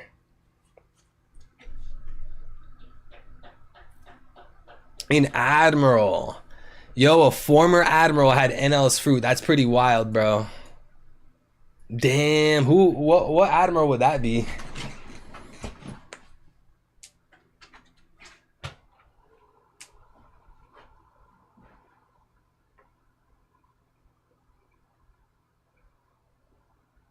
Oh no. Shit, my phone died, chat. I want NL versus Emu. Yo, NL's getting crushed. Yo, if you want anything from NL, it should probably be hockey training. I think if NL linked... Bro, imagine if NL linked up with Rayleigh for 2 years, bro. Imagine NL went to Emu and NL was like, yo... Or, I keep mixing names up. Imagine if NL went to Rayleigh and NL was like, yo, Rayleigh, you know I once got my ass whooped by Luffy, your student? Bro, I need you to train me in hockey. Let Rayleigh train NL in hockey, bro. That would be the best jump for him if he gets trained in hockey. He needs to get trained in hockey. He's still calling it fucking mantra.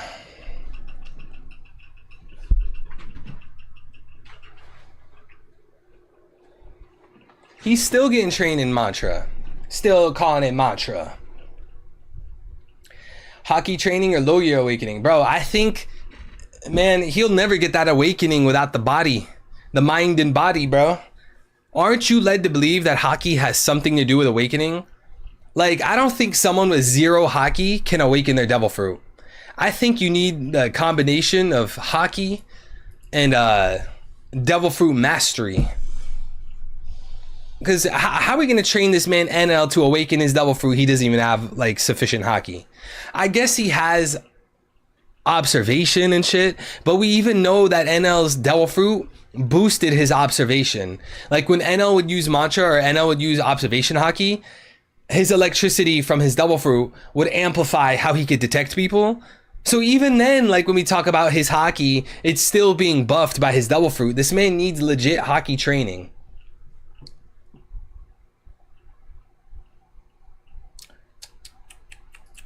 He needs legit hockey training, bro. That'd be the best thing for him. So electricity is the best power source in One Piece. I mean, at least like current day One Piece, they should use electricity. Cause think about real life, right? In real life, there was obviously people such as Nikola Tesla, Oppenheimer, Albert Einstein, right? It seems that Oda created Vegapunk to be inspired by these real life people, right? We know one of Tesla's greatest discoveries and one of Tesla's biggest speeches, he talked about this kinetic energy source that existed everywhere, right? He was talking about electricity and harvesting electricity. And Tesla went to war with who was it? Thomas Edison. He went to war with Thomas Edison, who believed that direct current was better than an alternating current. It seems like to me Oda used Tesla in real life to inspire characters like Vegapunk, and it was probably Vegapunk that had this great speech about energy that exists everywhere, just like Tesla in real life. And the reason Vegapunk had that speech is because of something like electricity. But we know in real life, they turn that down, bro. We largely turn that down, especially for like propellantless engines.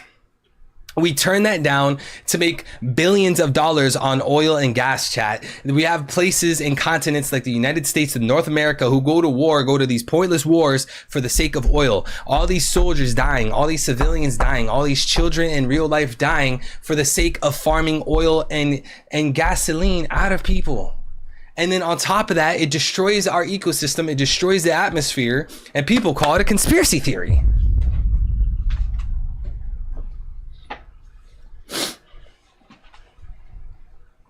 What's good, Eli? If Emu gets all the electricity it needs, the most powerful. I think at the end of the day, NL is a Logia user, right? NL was bullying everyone on Skypiea, bro. NL was bullying all of them. They were, bro, in the grand scheme of things, everyone in Skypiea was mid. Like, they're legit fodder. If Luffy right now went against Skypiea NL, Luffy's gonna win that shit, right? So I think a lot of the time we overestimate NL because of how weak everyone was back then. Now, I'm obviously not saying that NL is fodder, but I think one thing that's greatly holding back NL is this lack of hockey. About the Mother Flame, where do you think it's being kept? Do you think it just stays in the sky the whole time? I'm curious if people from Skypiea might have seen it at some point. Man, that's a great question. I don't know. Maybe they drop it off behind the Marijois Castle. Maybe they have a cave somewhere, a certain landing site. I have no idea, man. I have no clue. About the Mother Flame, where do you... Okay, I read that one. Oda is taking Tesla's free energy dream and turning it into something based on freedom for his story. See, that was a large piece of his rants, right? Tesla wanted this free 0-point energy for everyone around the globe. But we have people like Thomas Edison and we had people like JP Morgan shoot that idea down because they wanted to make money off the railroads and they wanted to make money off of petroleum and oil. That's why, chat, why do you think it barely took like till 2024 this week for NASA to talk about a propellantless device? A device that doesn't run on fuel. Like, chat, you mean to be telling me it took us all this time to discover that in 2024? Like, we literally have the technology to type something in AI and it create like a 4K fucking video, right? We have technology to do that, but we barely came up with a fuel-less engine. Chat, the reason why we barely came out with this fuel-less engine is because every time a scientist in real life would try to patent a technology like this, it would get silenced and it would get buried away in order to protect the oil and the petroleum industry, because there's billions of dollars to be made off of that.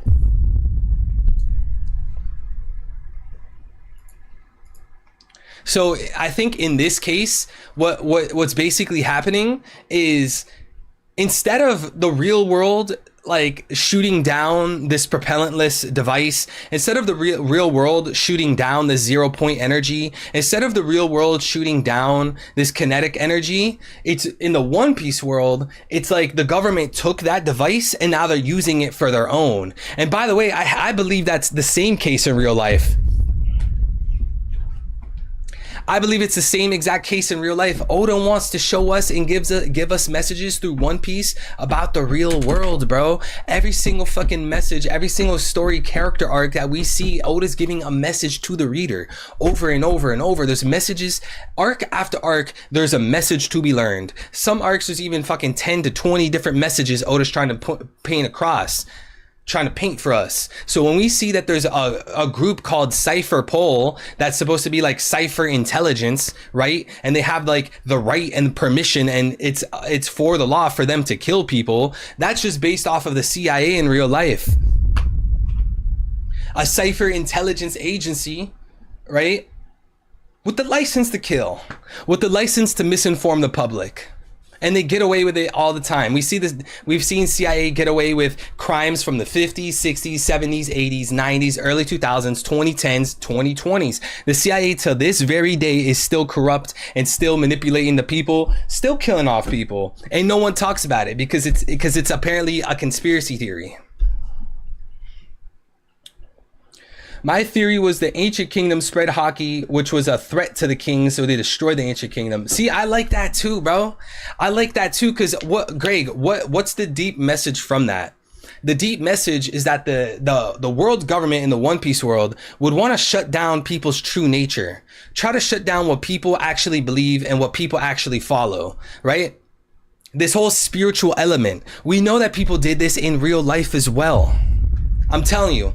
Everything you see in One Piece, 99% what you see in One Piece is based off of real world shit. Greg, when we went through the age of enlightenment, when we went through the age of technology, have you noticed that God died? Friedrich Nietzsche, he said it himself. When we went through the age of enlightenment, when we went through the age of technology, God died. People stopped believing in God. People stopped believing in demons. People stopped believing in angels in the sky. People stopped believing in ghosts. People stopped believing in all of this because what did we do? We shifted our mind to technology. The only thing that exists, the only thing that's real is what I can hold, what I can use. People literally moved away from spirituality. People literally, as a society, as a civilization, we all moved away from spirituality. We all moved away from God solely for the idea of technology. And who runs the technology, Greg? The government runs the technology. US American contractors, defense contractors run technology. Those are the guys that make the most pushing edge technology. Defense contractors in America. They turn around and they sell these devices overpriced to the US military under the guise of national security. So let me wrap this all back up. Just like in the real world, the world government is holding advanced technology for the sake of war. It is the same exact thing in real life, and the Emu is doing it. It's the exact same thing.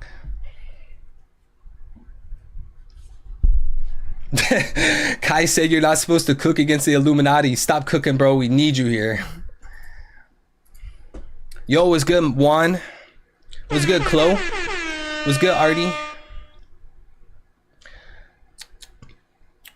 I also contend they search out devil fruits, specifically Logia fruits. Oh yeah, 100%, bro. 100%. I would do it too if I was the government. Gotta have the dopest weapons. Man, fuck all that, bro. We need to create a civilization where people have 0 point energy. Enough with all the children dying, enough with all the wars, bro. War is evil, right? And money is the root of all evil. People in the real world and people in the One Piece world start these wars and start these crazy expeditions in pursuit of money. That's why they say money is the root of all evil. Chat, did you not know that the Rothschilds would fund for wars? Did you know that, chat? That means they purposely had people go and die so that they could make money. Did you know that, chat? The same shit in the One Piece story.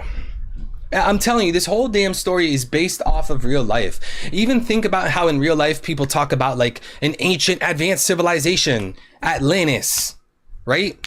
in real life, they've been talking about this forever. Look at Egypt. Look at what they say about the pyramids, that aliens built the pyramids, that we had crazy technology and they built the pyramids. It is the exact same thing in the One Piece world. There was an ancient kingdom that had the craziest technology. They were so far advanced, they got wiped out. Like, this whole story is literally just real life dramatized.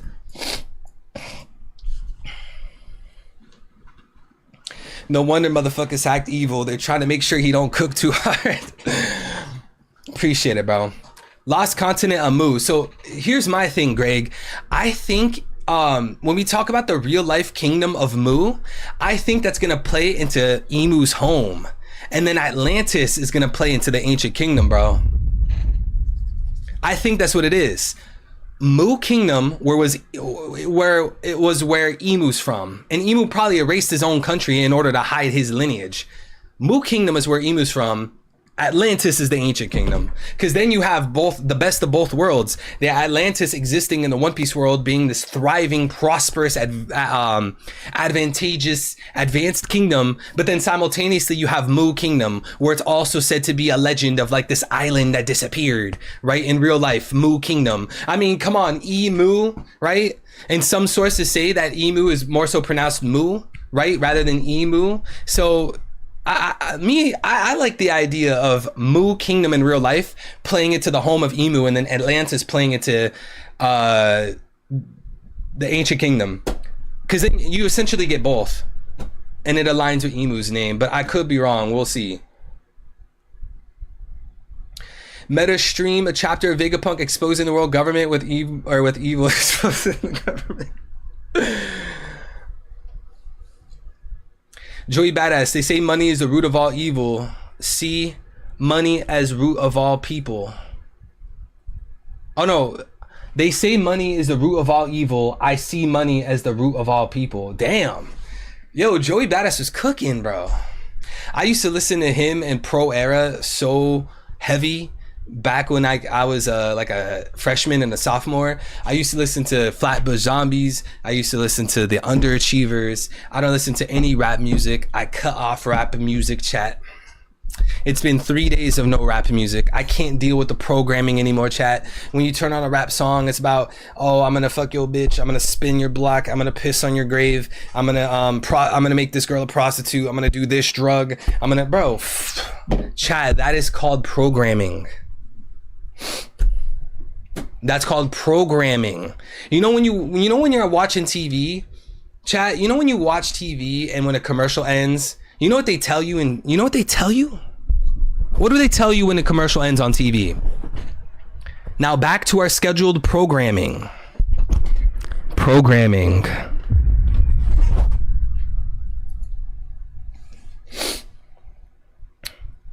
Music's just a distraction from what's going on in the real world, bro. You know what I'm listening to? I'm listening to some Hans Zimmer, bro.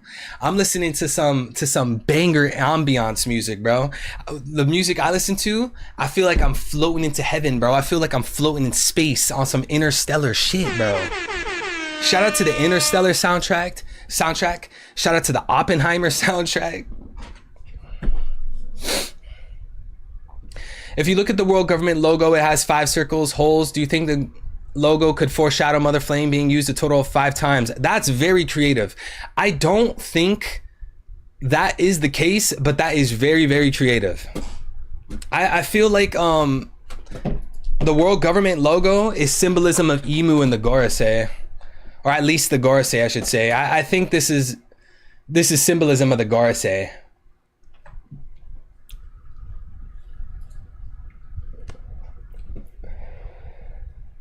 I'm in my conspiracy era. Lord of the soundtrack, or Lord of the Rings soundtrack. Bro, link me some Lord of the Rings soundtrack. No Destroy Lonely. Bro, that was the biggest heartbreak. When I told myself I'm quitting listening to rap music and all of its programming, the one that hurt me most was Destroy Lonely. That one hurt me most. In second place is the Possible Cardi album.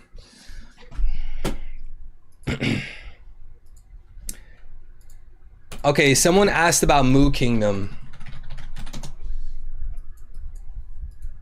I like the Underachievers, though. I don't know if anyone here has ever heard of them. My guy, it's okay to listen to rap as long as you're aware. See, I tried that, bro. I tried that. But like, I was still aware to the fact that I'm listening to it. Like, I was still aware to the fact that like I knew exactly what they're saying and the messages they're putting across through their music. And I just couldn't get over that fact. Mu is a lost continent introduced by Augustus Leplangion, who identified the land of Mu with Atlantis. The name was subsequently identified with the hypothetical land of Lemuria by James Churchward, who asserted that it was located in the Pacific Ocean before its destruction. So I think what Oda's going to do is he's going to have Mu Kingdom be the homeland of Emu, and then he's going to have Atlantis be the homeland of the world of the ancient kingdom, excuse me. I'm listening to Viking metal. Are you telling me I believe in Valhalla? World government, 5 circles out of 8 circles around the sun. Yeah, see, I was trying to piece that together, like using the world government symbol for, the planets and stuff like that. But I think what it boils down to is the 5 Gorosei, bro. I think it boils down to the 5 Gorosei. I'd be listening to Cardi like This Is Heat the whole time. I would not be friends with, bro. Yo, Cardi is not a good person, bro. You're just not gonna think those guys are as evolved as you anymore, so I get it. Listen to Tupac. Tupac has some good songs, of course. Legend, bro. He deserved to outshine Biggie, bro. Tupac deserves more shine than Biggie. Or the world government is the 4 C's under one control. Bro, Oda might never explain it.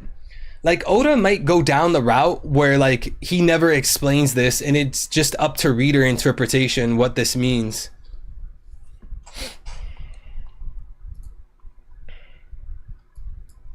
If it does boil down to the Gorosei, which one is in the middle? See, I don't think that, like, it has to be taken too literal.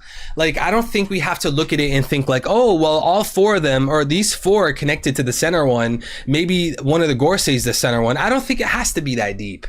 You know, they wanted to make a symmetrical symbol of 5 circles. But hey, to each their own. We'll just have to wait and see if Oda's going to explain the symbolism behind this.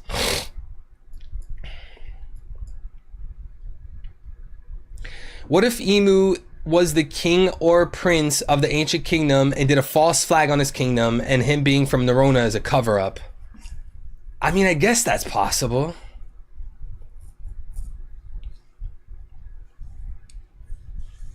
I would lean towards Emu being from Mu Kingdom, though. I would lean towards Emu being from his own kingdom and Joy Boy being from his own kingdom. Among the first 20 who created the world 800 years ago, there was a monarch named Saint Emu of the Nerona dynasty. I mean, what route do you want to go down? That the Nerona dynasty is from the ancient kingdom? Or do you want to go down the route that Joy Boy / Nika is from the void, or is from the ancient kingdom? Joy Boy / Nika ruled the ancient kingdom, and Emu was jealous from a distance. What route do you want to go down? I think it's probably jealousy. I think Emu heard about Joy Boy, heard about the ancient kingdom, and he's like, nah, bro, I'm not gonna let that fly.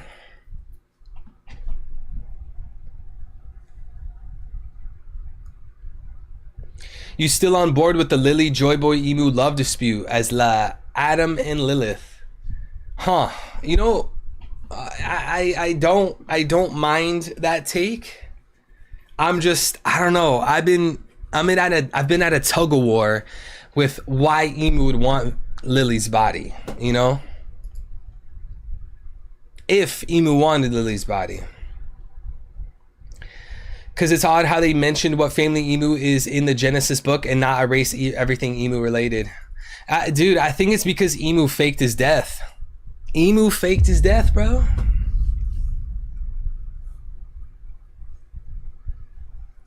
Blizzard, that's a good option. There's another parallel to NL. So instead of the sky islands that are underwater islands, NL went to terrorize the other sky islands, and Emu went to take over the other submerged island. Huh.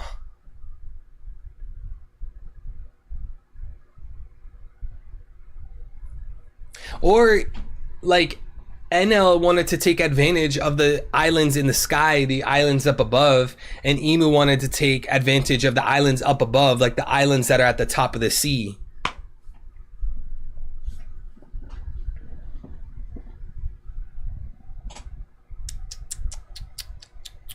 Do you think Emu and the Gorosei are immortal due to the Op or just Emu? I don't know, man. Because when the Gorosei get healed up and like they recover from being stabbed, I don't think that's because of perpetual youth. Like we were told from the Ope Ope no Mi that it's perpetual youth, meaning like you're permanently young. So with that being said, I think the reason that the Gorosei recover in power is because of their like a contract with Emu. Like if Emu had perpetual youth, it would basically make Emu perpetually young. That's technically not the same thing as immortal, because someone could make you perpetually young, but if you got stabbed in the heart, you would die, right? So I think that's the important thing. Like they might call it eternal life, they might call it immortality, but more specifically, it's eternal youth. So they wouldn't die from natural causes. They would die from third party causes. So like them being stabbed, their heart stopping. I think eternal youth is not a general blanket statement for immortality.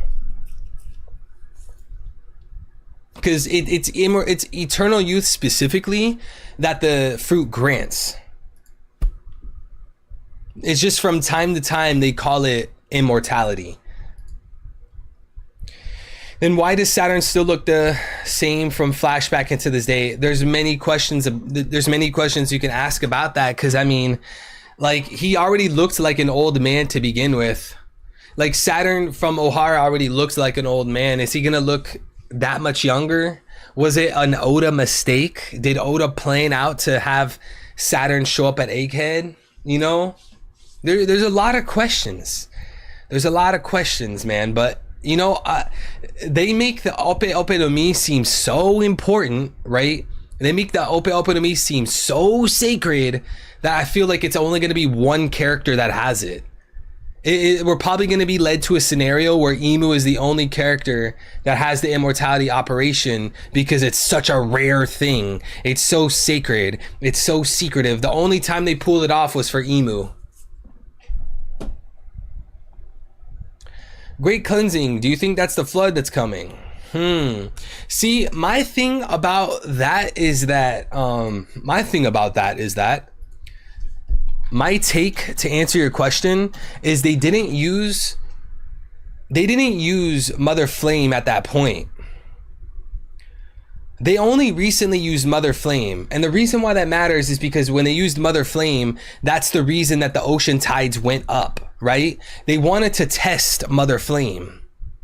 And when they tested it on the Lucia, that caused the hole in the ocean, right? So back during the Reverie, when they were talking about cleansing, they didn't know about Mother Flame and if it could be used to erase an island. They didn't know that yet. They barely figured that out from the Lucia. So they probably have other means of doing a great cleansing.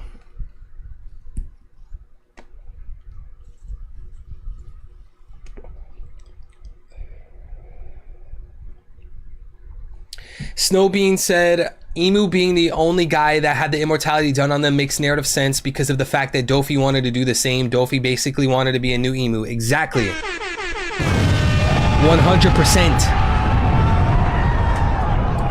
100%. 100%. I have a video that I posted a while back. Let me look it up. There's a video I put out a while ago, right? From December 2022. This video I made back in December 2022, I was talking about how the national treasure of Marijua is most likely Emu. Because it seems like to me, Doflamingo wants to be exactly like Emu. Right? Think about Emu and think about Sabo. Both Emu and Sabo are blonde. Both Emu and Sabo were called Young Master. Both Emu and Sabo were from royalty. Emu and Sabo have way more parallels than people realize. Who was the character that ran into Emu again? It was Sabo. It was Sabo that ran into Emu. We know that when Doflamingo killed his dad, we know for a fact that Doflamingo grabbed Doflamingo's head. I mean Emu. I meant Emu. We know for a fact that when Doflamingo grabbed his dad's head, he went to Marie-Joie. Doflamingo killed his own father, took his skull, and went to Marie-Joie to get accepted back into Marie-Joie. I think during that expedition, that's how Doflamingo discovered this national treasure. That's how Doflamingo discovered Emu. And that's going to be another parallel why Doflamingo parallels Sabo. But not only that, look carefully at what Doflamingo says about the national treasure. Doflamingo says that with the national treasure and the operation that he could become the king of the world, that he could become the ruler. If the national treasure is Emu, then that makes perfect sense. You put Doflamingo in the body of Emu because again, Doflamingo said he needed the national treasure and he mentioned the personality operation.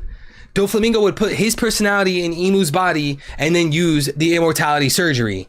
Because if you think the national treasure is an object, you have to explain why Doflamingo would put his body in an object. It would make way more sense if Doflamingo was putting his body in a person.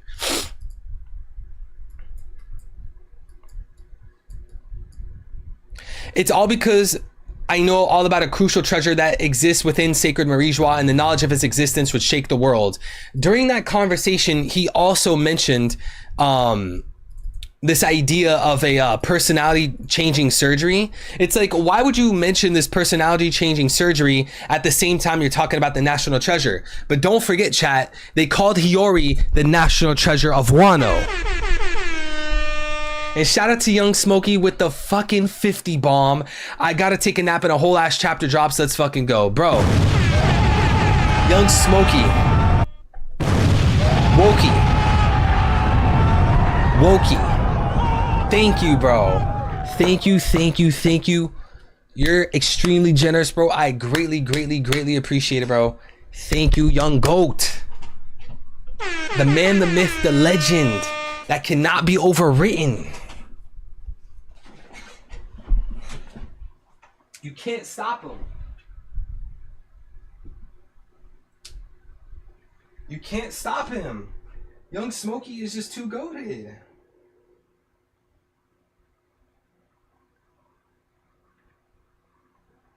You can't stop Young Smokey. He can't be held back.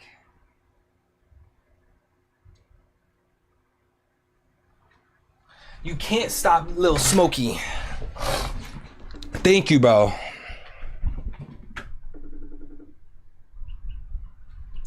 Okay. What are background lights? Bro, I don't know what happened to one of my lights, but it's tripping.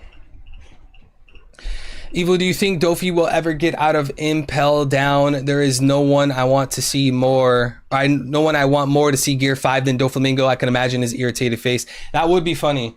So, Impel Down. Here's my thing, right? A lot of people think that Doflamingo, if he got out of Impel Down, that would be because of Cross Guild, right? People think that Cross Guild would save Doflamingo from Impel Down. Why? Because Cross Guild is made up of ex-warlords, right? But here's the thing, chat. Law is an ex-warlord. Not only that, who do you think Oda would want to lengthen the story for?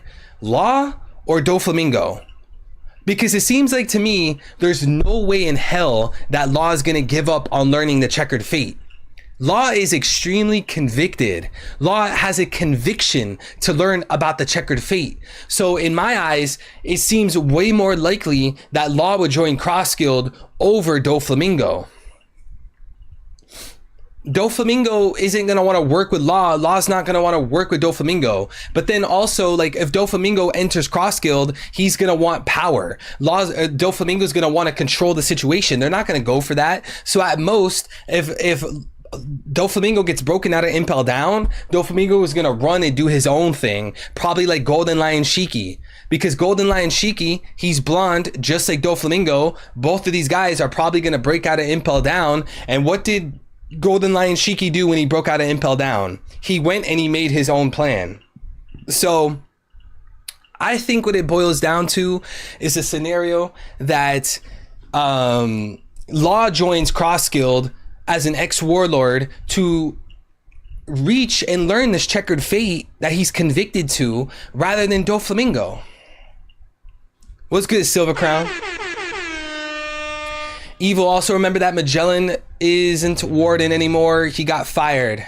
I think he didn't get fired. I think he got deranked. I think the Warden Magellan, he got deranked. And I think it was Hannibal that was promoted. I don't think that he was actually fired. And you know what? I really hope that Oda brings back Magellan. I like Magellan as a fucking character, bro. I like Magellan. His Devil Fruit is really, really sick. There's so much potential for Magellan. But I don't know, chat. Are we going to be on the Magellan train? Are we going to pray for Magellan to re-enter the story? I don't know. But shout out to Hamaji with the 2. Thank you. Thank you, Hamaji. He said, or she said, my favorite One Piece cook back on the skillet. Bro, thank you. I greatly appreciate it.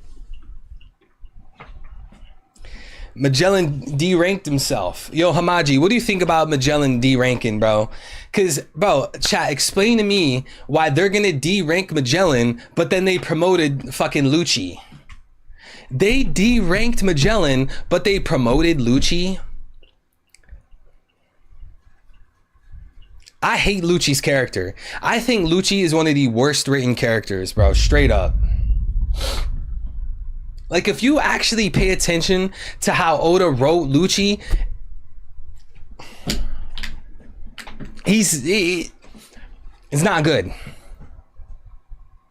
Yo, what's good, Cora? Sway, you know deep down inside, bro, Oda fumbled Lucci. Because Lucci, think about it. The only reason people like Lucci is because he was a formidable opponent in Enies Lobby arc. Other than that, Lucci has no substance.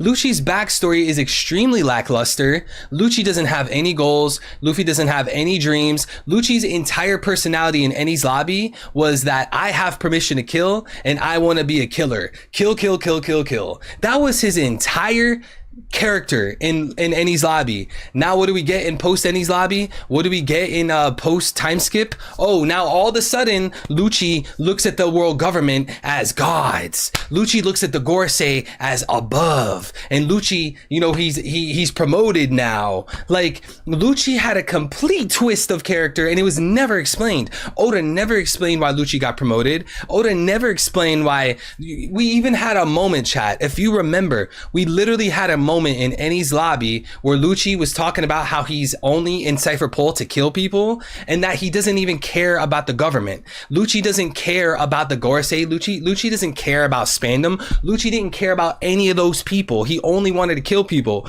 But now in post time skip One Piece, he looks at the Celestial Dragons as gods. L character. L character.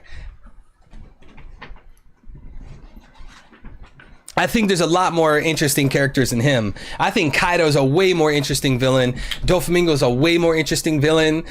Fucking NL, a way more interesting villain. If you want to go down the route of Buggy being a villain, Buggy, Saturn, Emu, I think they're all way better than Lucci. And I love Enies Lobby. I love Enies Lobby, bro. Enies Lobby ties for the best arc alongside Egghead. I'm an Enies Lobby believer, chat. I love Enies Lobby. But I'm not going to pretend that Lucci's the best villain, because he's not. If Oda would have gave him more motivation, if Oda would have gave him some kind of dream, some kind of goal, something, I would have enjoyed him more in Enies Lobby. But the only reason we had tension towards Lucci is because of the tension of Enies Lobby, not because of Lucci and his grand scheme and shit.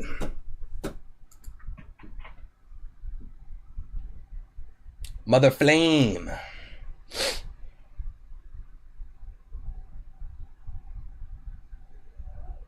Bro already has the L. We can't even meme on him.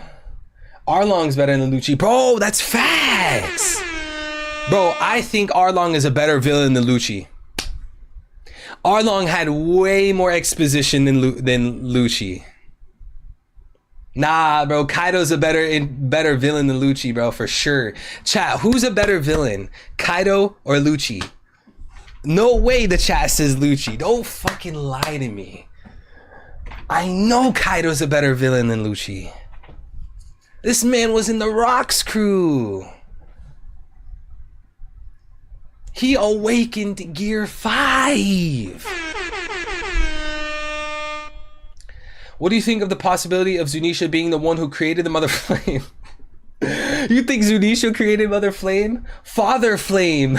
He said Father Flame. What do you think of the possibility of Zunisha being the one who created Father Flame in the past and that it was his sin? Yo, that's fucking hilarious. What do you think of the possibility Zunisha was the one who created Father Flame in the past and that was his sin? It was used where Enies Lobby is and now Imu had it remade.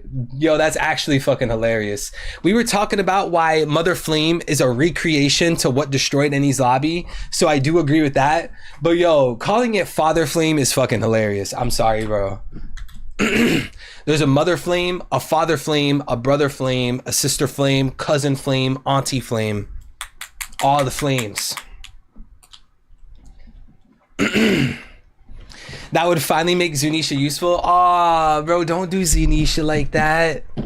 Yo, I almost forgot how Zunisha pulled up to Wano to do nothing, bro. I almost forgot, Jethan. I almost forgot. Do you remember that? Hey, I know you remember that. You remember when you remember when Zunisha pulled up to Wano and did nothing? Yeah, I remember that.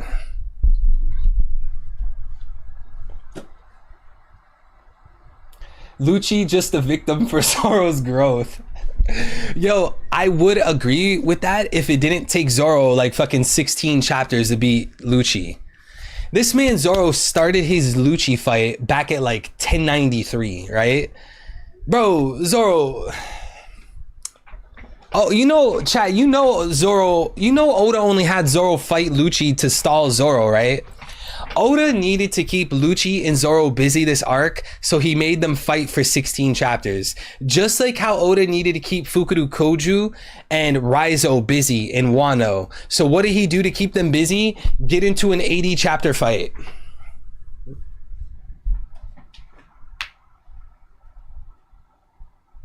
Why did Zunisha yap all the nothings over the most exciting music? Bro, Oda could have easily did justice to Zunisha.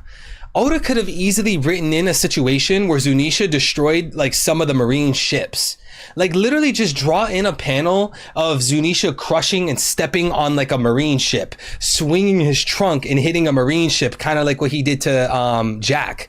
Oda should have just wrote that in for Zunisha, because if you look at the conclusion to Wano, whatever came from those marine ships, I legit do not remember. They sent all those marine ships, those world government ships to Wano. What happened to them?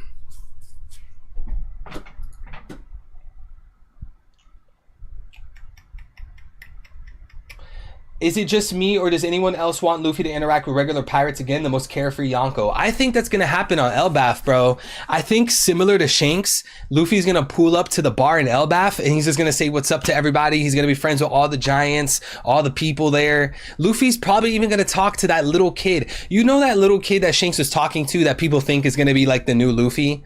You guys remember that?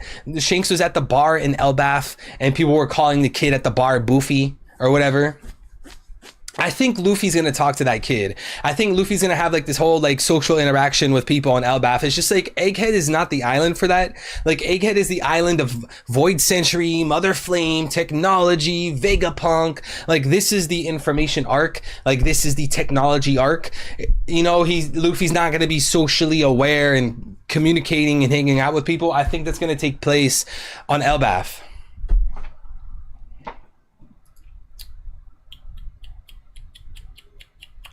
Bro, oh my lord, Zoro had no business taking so long. Bro, I'm telling you, it's because Oda needed to stall out Zoro. Oda needed to have Zoro busy for like 16 chapters, so Oda made Zoro fight Lucci. I mean, like, look at the fight, right? Zoro was just like toying with him the whole time until Sanji walked up. Then he wants to go for a one-shot kill.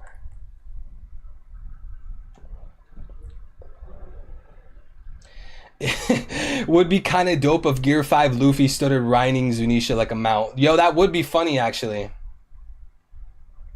Oh, bro, that would make sense. Because in Hinduism, bro, Hanumanji, which is the inspiration of Luffy, Hanumanji was friends with Ganesha. And Ganesha was a boy who had his head replaced by an elephant. So what if, like, Hanumanji and Ganesha's relationship is paralleling Luffy and Zunisha, or at least Joy Boy and Zunisha? Because if Luffy ate the Gear 5 Nika fruit and Luffy is Joy Boy, Sun God, whatever, then like Luffy and Joy Boy are like one and the same. And we also know, isn't Zunisha like Joy Boy's Nakama? Didn't they say Zunisha was Joy Boy's Nakama? It seemed like to me that Hanumanji is Joy Boy and Luffy, and Ganesha is Zunisha. They reversed it and pulled a soul into Zunisha. Bro, who knows how they did it? They could have got a human and put technology into him and turned him into a fucking giant elephant. Who knows what the Ancient Kingdom had? Maybe they fed him a devil fruit. Maybe Imu put a curse on him. Bro, who knows how Zunisha came to be? But apparently he was Joy Boy's Nakama, right? Did they not say that Zunisha was Joy Boy's Nakama? Greg, I know you know the chapter. They called Zunisha Joy Boy's Nakama, did they not?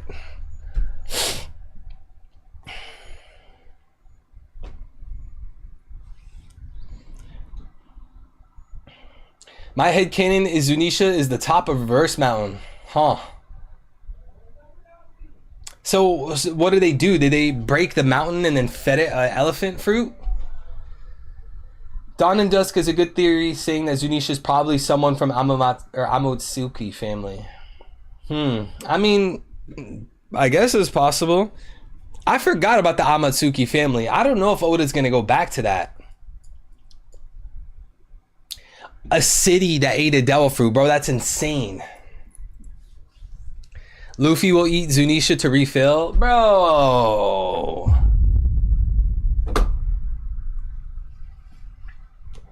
That's just dark, bro. That's just dark. Zunisha? Bro, that's like Luffy's food for like a month. The red line is made up of giant Zunisha-like elephants. Bro, that's wild.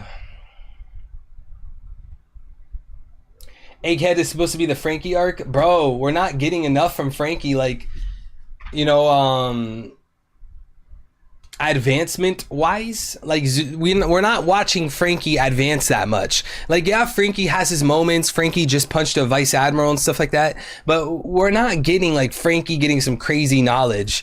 Hopefully, like, when Vegapunk is like dying, like maybe he could pass some information to Frankie, but I don't know, man. Frankie one-shotting, yeah, that's what I'm saying. Like, I get he one-shotted a vice admiral, but I'm talking about like him getting technology, because Egghead is the technology arc. I'm talking about like Chopper and Frankie getting some technology, getting some advancements, right? I'm not talking about Frankie punching a vice admiral. How do you see this arc ending? The ancient robot fighting Gorosei, allowing the Alliance to get on the Elbaf ship, and as the ship is taking off, Mother Flame is dropped on Egghead. Egghead is destroyed. The Alliance makes it on the Elbaf ship. They get to Elbaf. Blackbeard meets up with Caribou, goes to Wano for Pluton because that's the closest ancient weapon. Blackbeard grabs Pluton. Blackbeard goes to Elbaf. Blackbeard uses Pluton in himself to fight against Luffy for the Road Poneglyphs. Shanks hears about Blackbeard going to Elbaf. Shanks goes to Elbaf, and it becomes Luffy and Shanks versus Blackbeard and Pluton.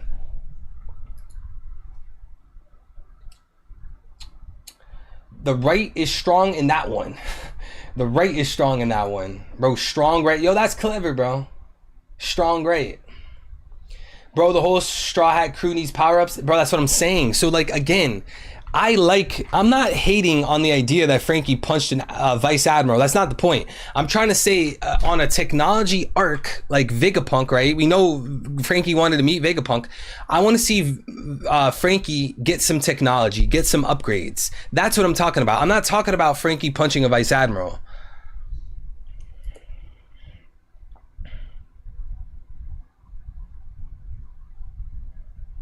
The ancient giant has more screen time than Dragon. Blackbeard doing a ton in so little time. Van Auger is truly the MVP. Bro, Van Auger is crazy, man. I mean, look at what Van Auger just did with Katarina.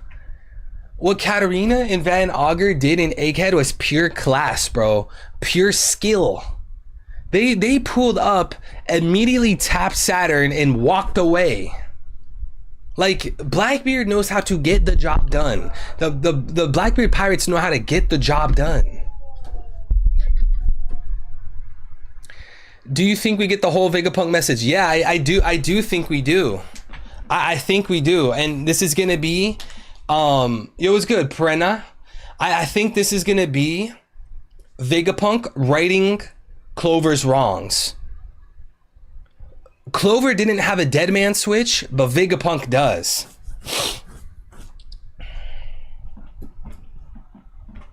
They cannot destroy Egghead. They can't use Mother Flame anymore. I think they'll simply use York to make another factory.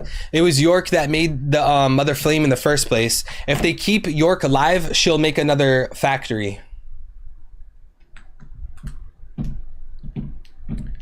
Blackbeard will kill Shanks because of that. Shanks is an active hindrance for him, and Blackbeard gets the job done in one piece. What if Emu doesn't have immortality, but Blackbeard kills Law and has one of his crew give him the surgery as a final challenge? See, but then that wraps back around to the foundation of the surgery. The surgery is eternal youth. I don't know if something like eternal youth would be that useful for Blackbeard. I think Emu having eternal youth would be more useful because that would explain why Luffy fought, or that's why it would explain why Luffy would fight the villain that created the mess that we see in the One Piece world to begin with. The mess we see in Wano was because of Kaido, and Luffy fought Kaido. The mess we saw in Arlong Park was because of Arlong, and Luffy fought Arlong. The mess that Hody was trying to bring, Luffy fought Hody. Right? Luffy's always fighting the bringer of harm, the bringer of turmoil. So it seems to me that Emu must be from the Void Century, and it would be because of something like the perpetual youth surgery. And if Emu's continuously hiding in the shadows, then a perpetual youth surgery would be more advantageous, more useful for someone like Emu than someone like Blackbeard, because Blackbeard is fighting these strong people all the time. Blackbeard's a pirate. Blackbeard could die. Right? So I think if Oda's going to give one character in the story this perpetual youth surgery, I think it's more useful to give it to Emu rather than Blackbeard.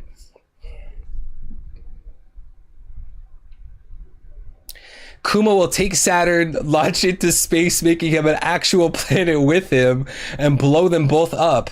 This happens in the movie The Iron Giant, where the giant goes to space. Yeah. It was basically the main character in the animated film, Iron Giant, which is one of my favorite like animated films growing up. The Iron Giant, which looks exactly like the one in One Piece, he was best friends with the main character, the kid in the movie named Arthur, and it seems like the ancient robot in One Piece is going to be friends with Luffy because of this whole like Joy Boy apology. So imagine like they shoot a missile up, right? Like in the movie of the Iron Giant, Hogarth, my bad. They sent a missile up in the movie, and the missile was going to kill everybody in the city, in the town. And in the movie, the Iron Giant flies up into the sky and he crashes into the missile, and the missile blows up in outer space. Basically, in the movie, the Iron Giant killed himself to save everybody in the city, right? I can see the parallel. Or Miles, what if the Iron Giant crashes himself into Mother Flame? What if, just like in the Iron Giant movie, instead of the Iron Giant saving Hogarth, it's the ancient robot saving Luffy. And instead of a missile in the sky, it's Mother Flame. That's what it is.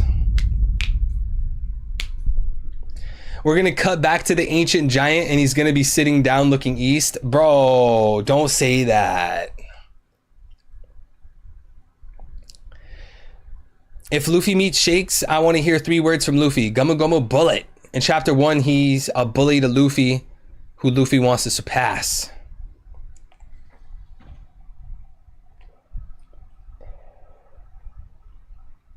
Yeah, exactly, Miles. It would be like an atom bomb. And think about it, that missile from the movie Iron Giant, like that was like a tactical piece of technology. It was a missile. So like Mother Flame, if we're going down the route that it's like a tactical flying UFO machine, then we could compare Mother Flame to that missile rather than like Saturn to that missile.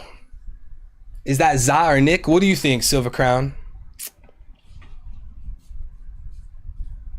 You got to look into what I was saying about Chrono Trigger. Oda would pay 100% homage to Akira Toriyama, especially after his death. Wait, Toriyama made Chrono Trigger?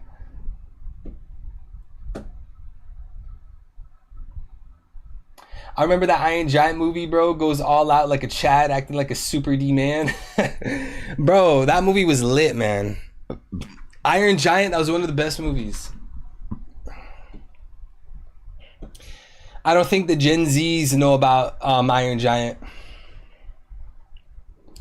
He made the Chrono Trigger characters designs.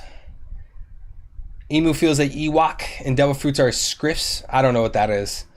I'm guessing that's like Bleach stuff. Homage, vase, vase, potato. I'd be shocked if Emu lacks some level of dominion over fruit powers.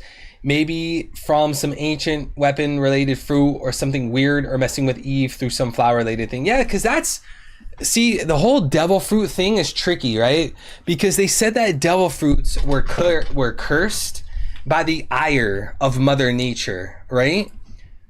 Wouldn't Mother Nature be tied to Emu, which would mean that Emu might have a source to the devil fruits? These deviations are, of course, unnatural, so it makes sense that they would attract to the ire of Mother Nature, the sea itself. So maybe Emu is part of the reason that devil fruits came into existence, and because of that, there's a lopside. There's a lopside to eating a devil fruit. You sink in the ocean because Emu created that rule.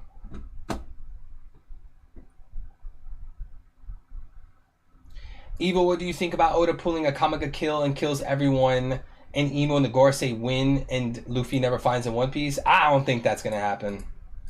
I think Oda's setting up for the classic shonen manga, right? Oda's best friend, Masashi Kishimoto, the author of Naruto. Classic shonen manga. The main character, he beats the bad villain.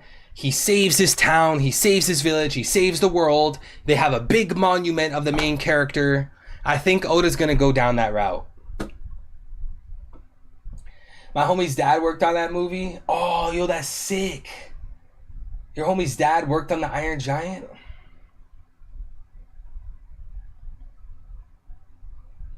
Motherfuckers will never know how cool we thought that movie was. Bro, that movie was lit, man. Remember when Hogarth grabs his little toy rifle and he goes running in the woods, bro? I heard people say that the Iron Giant could be Uranus if Oda was inspired by an OVA from 1992 called Giant Robo, where robot there is called Uranus. Oh, damn. Yo, you need to send me some more information about that. Because I do think Mother Flame is a machine. I think Mother Flame might be a machine based off of Uranus, and then like the counter Pluton is a machine based off Pluton. So like Uranus could be like a huge bird, Pluton could be a huge mole, and then the Mother Flame is a machine based off the bird, and the counter Pluton is a ship based off the mole.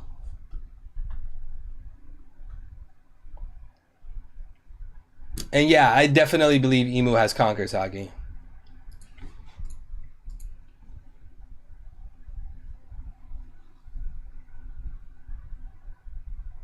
The Iron Giant in the movie only attacks in an act of self-defense, and the Iron Giant and Egghead didn't stand up until the Gorosei started attacking. Yo, I really like that point, but I'm still led to believe that something regarding Luffy's Devil Fruit is the reason that the robot powered up. And if you guys remember my past few streams, I think the ancient robot that we see on Egghead ate the Nika Fruit 200 years ago. That robot wouldn't have a heart because it's a robot, which would be why Zunisha never heard the Drums of Liberation. According to Zunisha, they have not heard the Drums of Liberation in 700 years. Yet, we know that robot powered up 200 years ago. I don't think Oda's going to create a whole new character 200 years ago that ate the Nika Fruit and Oda's going to explain everything. I think it's because the Nika Fruit was in the Tamate Bako box alongside the steroids. They grabbed that fruit, put it in the ancient robot, and it powered up. And now when Luffy has the Drums of Liberation, the effect of the drums, the effect of the fruit is powering up the robot. Kind of like if you put the fruit in the robot would power up. And don't forget, last arc, chat, last arc at Wano, we saw a teapot. A literal teapot eat a raccoon devil fruit and it became a raccoon teapot. So the idea of putting the Nika fruit in the ancient robot 200 years ago makes a lot of sense to me, as it would explain several things at the same time.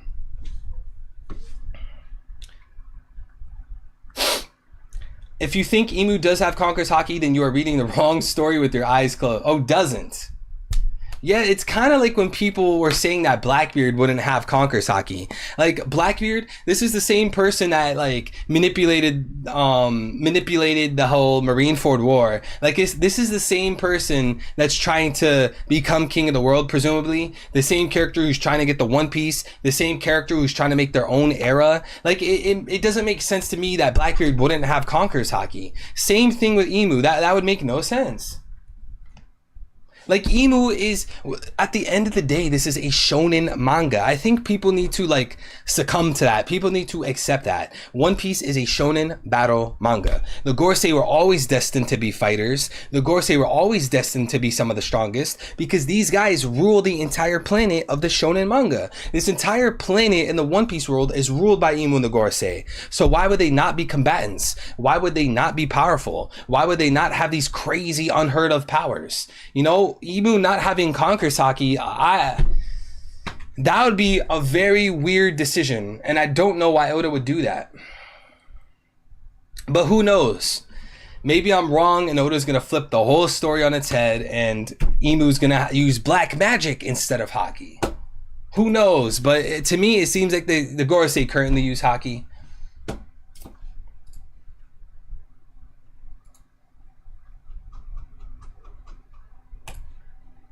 Oh, damn. Is that from Chrono Trigger? Is that what you're saying? This robot is from Chrono Trigger? Oh, I see the resemblance. Yeah, okay. Sounds like 1113 will be a great chapter. Yo, appreciate you, Joe.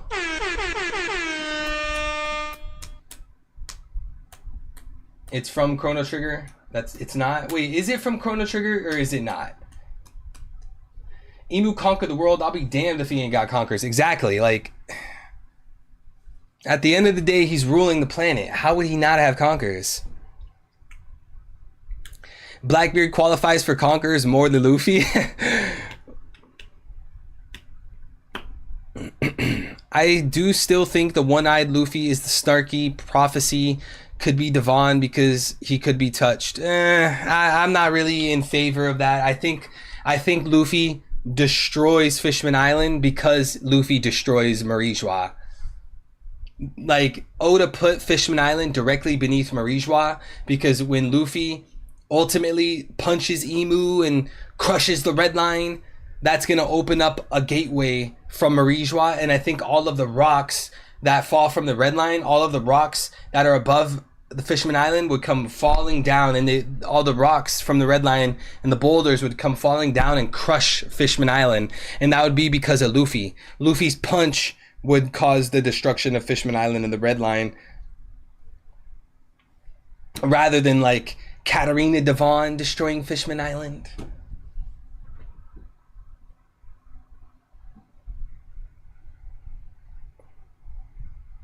When you get a chance, check out a game called Bloody Roar 2. It has a whole section about the Xeon Project, and it's very similar. I've never heard of that. The Xeon Project. Brook will be the one to injure Gorosei, foreshadowed by him being the only one to, if ever, injured Big Mom's homie Zeus using the power of hell, and Soul Zor will learn from this having died too. Wasn't it this chapter, though? Didn't Brook literally cut Saturn this chapter? I'm pretty sure that already came true. I'm pretty sure Brook cut Saturn's leg. Brook cuts off Saturn's leg.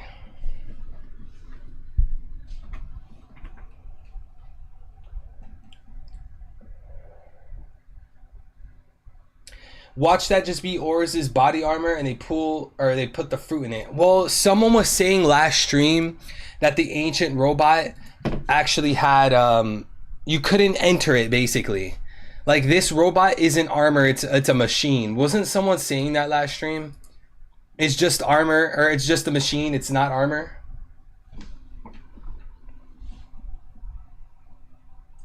I like the cinematic where you can see the very Goku-esque Chrono. Are you talking about this? Oh, bro, this is them going through Egghead, bro. This is them finding the robot on Egghead.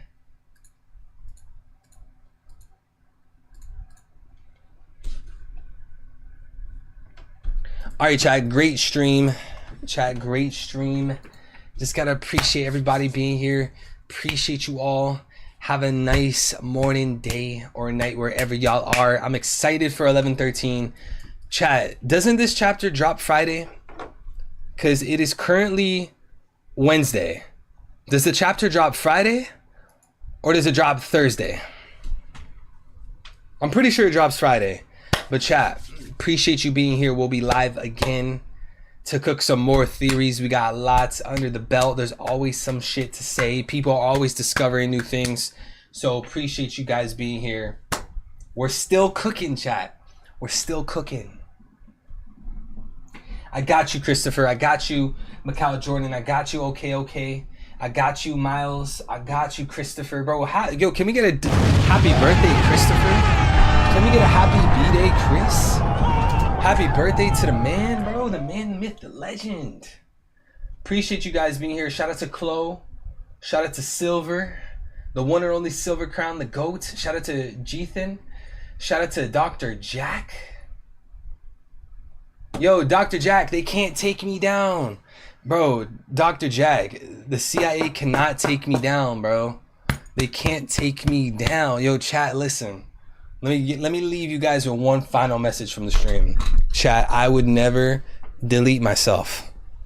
Chat, if I ever get deleted, if I ever get unalived, it's because of the truth. It's because of the truth. I would never self-delete. Please, somebody please help me figure out what the awakening of the strong fruit is. This is killing me.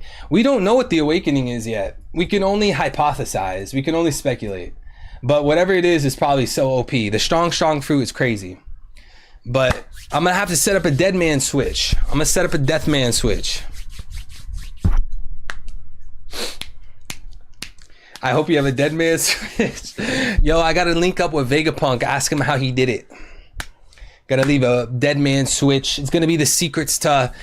My dead man switch is gonna be the secret on how to craft a theory. I'm gonna give you guys the sauce, the recipe on how to cook a theory.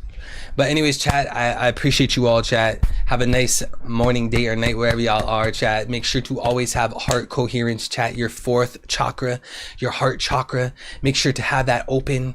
Spread love, chat. Spread joy. Spread bliss. Spread liberty. Spread freedom. And chat, connect that mind coherence, or that heart coherence, with mind coherence, chat. Think healthy thoughts. Think about your goals. Think about your aspirations. Think about your dreams, chat. And intertwine that mind coherence with the heart coherence, chat. That is the key to life. That is the master key, chat. That is the master key. Y'all can do anything you want in this world. Anything y'all want to do. Anything. Heart coherence, mind coherence, use it as a sword through the war of life, chat. And the last thing, never, ever, ever, ever let these programmers and this programming in social media and music and the news manipulate you and control you. Don't